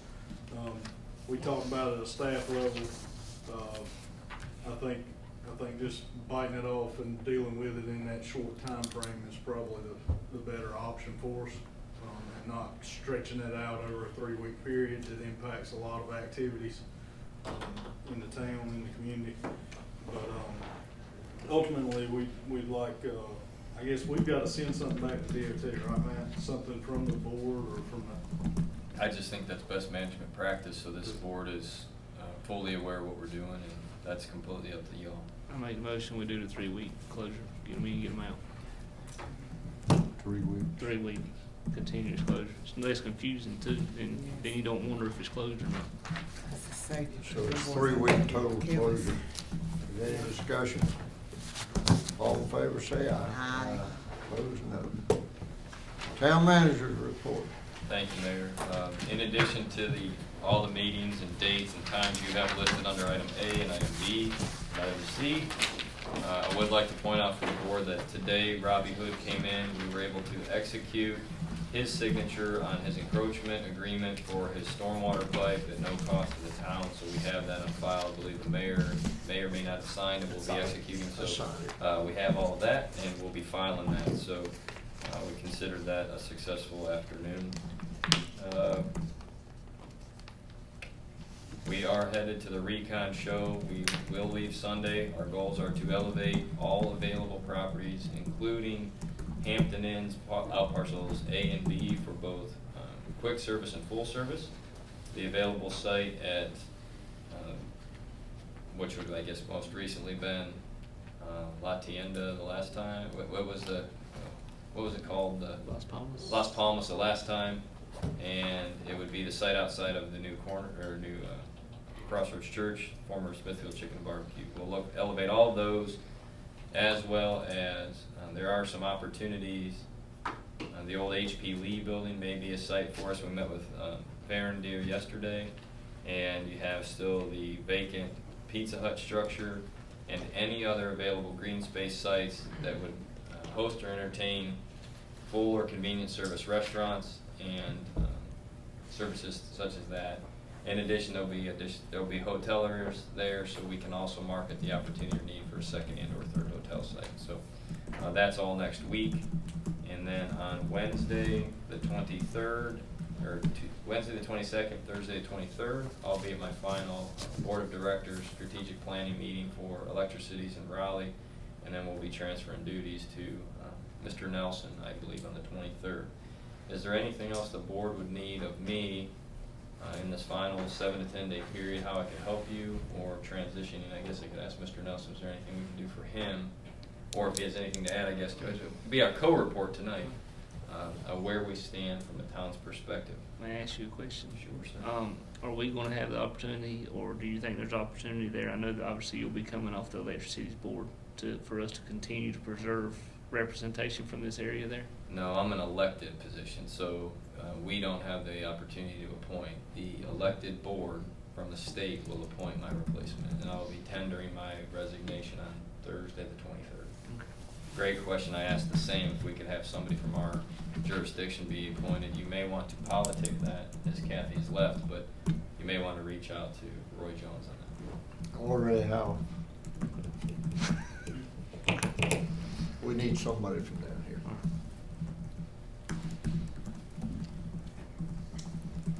You finished? Yes, sir. Unless you have any other questions, I think that's all I needed to cover tonight. Town attorney, On everything right now. Board of Commissioners. I don't have anything right now. I got one thing, and I'm just feeling the temperature, and I wanna see what you're thinking. So, A, I wanna say thank you to the board for allowing me to conference in at the last meeting that I did, that I wasn't able to be here because I was out of town. I did go back through and look at the policy book that we, adopted back in January of the year before, and, that does have a clause in there that would allow me on days that I'm not in town to conference in if this board would adopt a policy to allow me to do that. And so my question is if I were to come up with a policy to allow me to conference into meetings on nights that I'm out of town, would y'all consider it? I thought it was in there.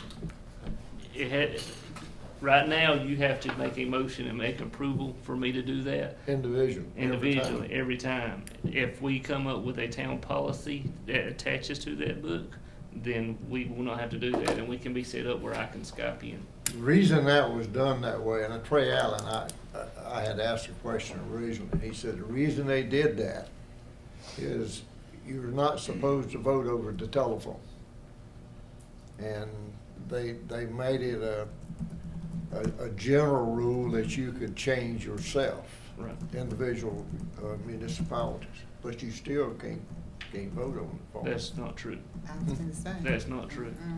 But I'm not asking to vote. I would just like to be, on nights that I'm out of town, I would just like to be part of the discussion if we had a policy to do so. You need me to make a motion? I just wanna know if I come forth, if I get what I can, we find a policy, if y'all think that that's something you would do, I don't wanna waste my time. Make a motion. Okay. You can just do a brief amendment to that purple book that you have. Hmm? So, Yeah, I'll make a motion that we do that. But I also would like, because I'm gonna tell you something, a lot of businesses or entities are doing business on voting online and stuff like that. I'd like for you to look into that and see what it is, because his job keeps him from voting. And it might be a night that we might need his vote, especially me. I might need him to help.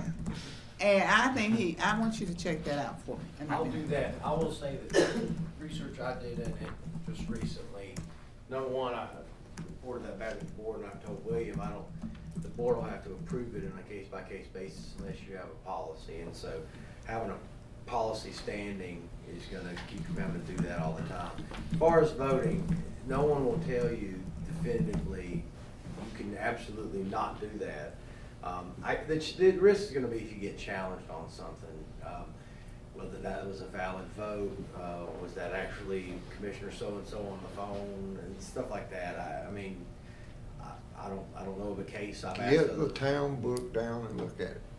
It's not in the book, but I will give you it says a that it's status of where it's other legal people- in the book, but it's not recommended in case it's challenged because it's never been done before. That's right. It's not illegal, but nobody's ever done it And before. we've had this a couple times where I've said, do you want to be on the forefront and us in court and me litigating a new area of law, because that's so exciting to me. Well, you can do that. I just have a quick question from very, very relevant and recent action. Am I not mistaken that the Board of Elections, the state board, voted to remove somebody from an appointed position, and they did it over telephone, and they had a fire emergency within the building, and I just read that online. Yeah.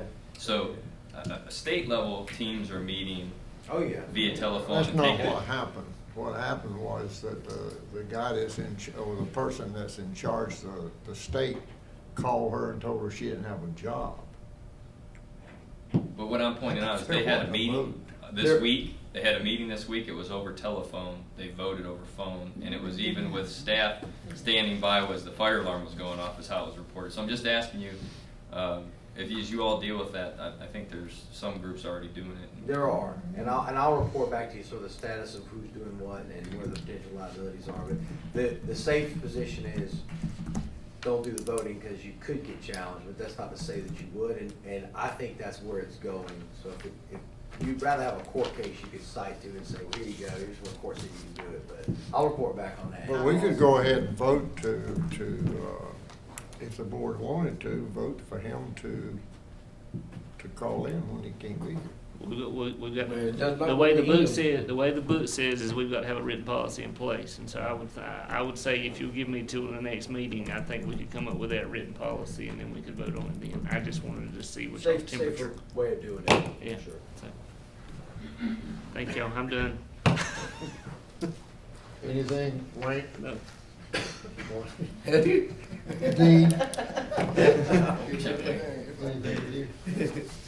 Anything with you? No, that's done. I just wanna, give a quick report on, this week's activities. We had, sellout crowds both 2 o'clock and 7 o'clock. We had about 125 people up at the, things we did on Church Street.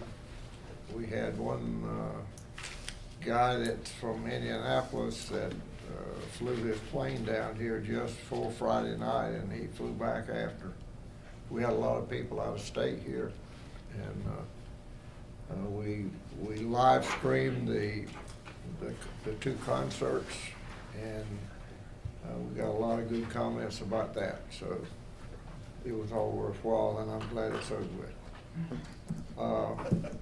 I'll entertain a motion to go into closed session.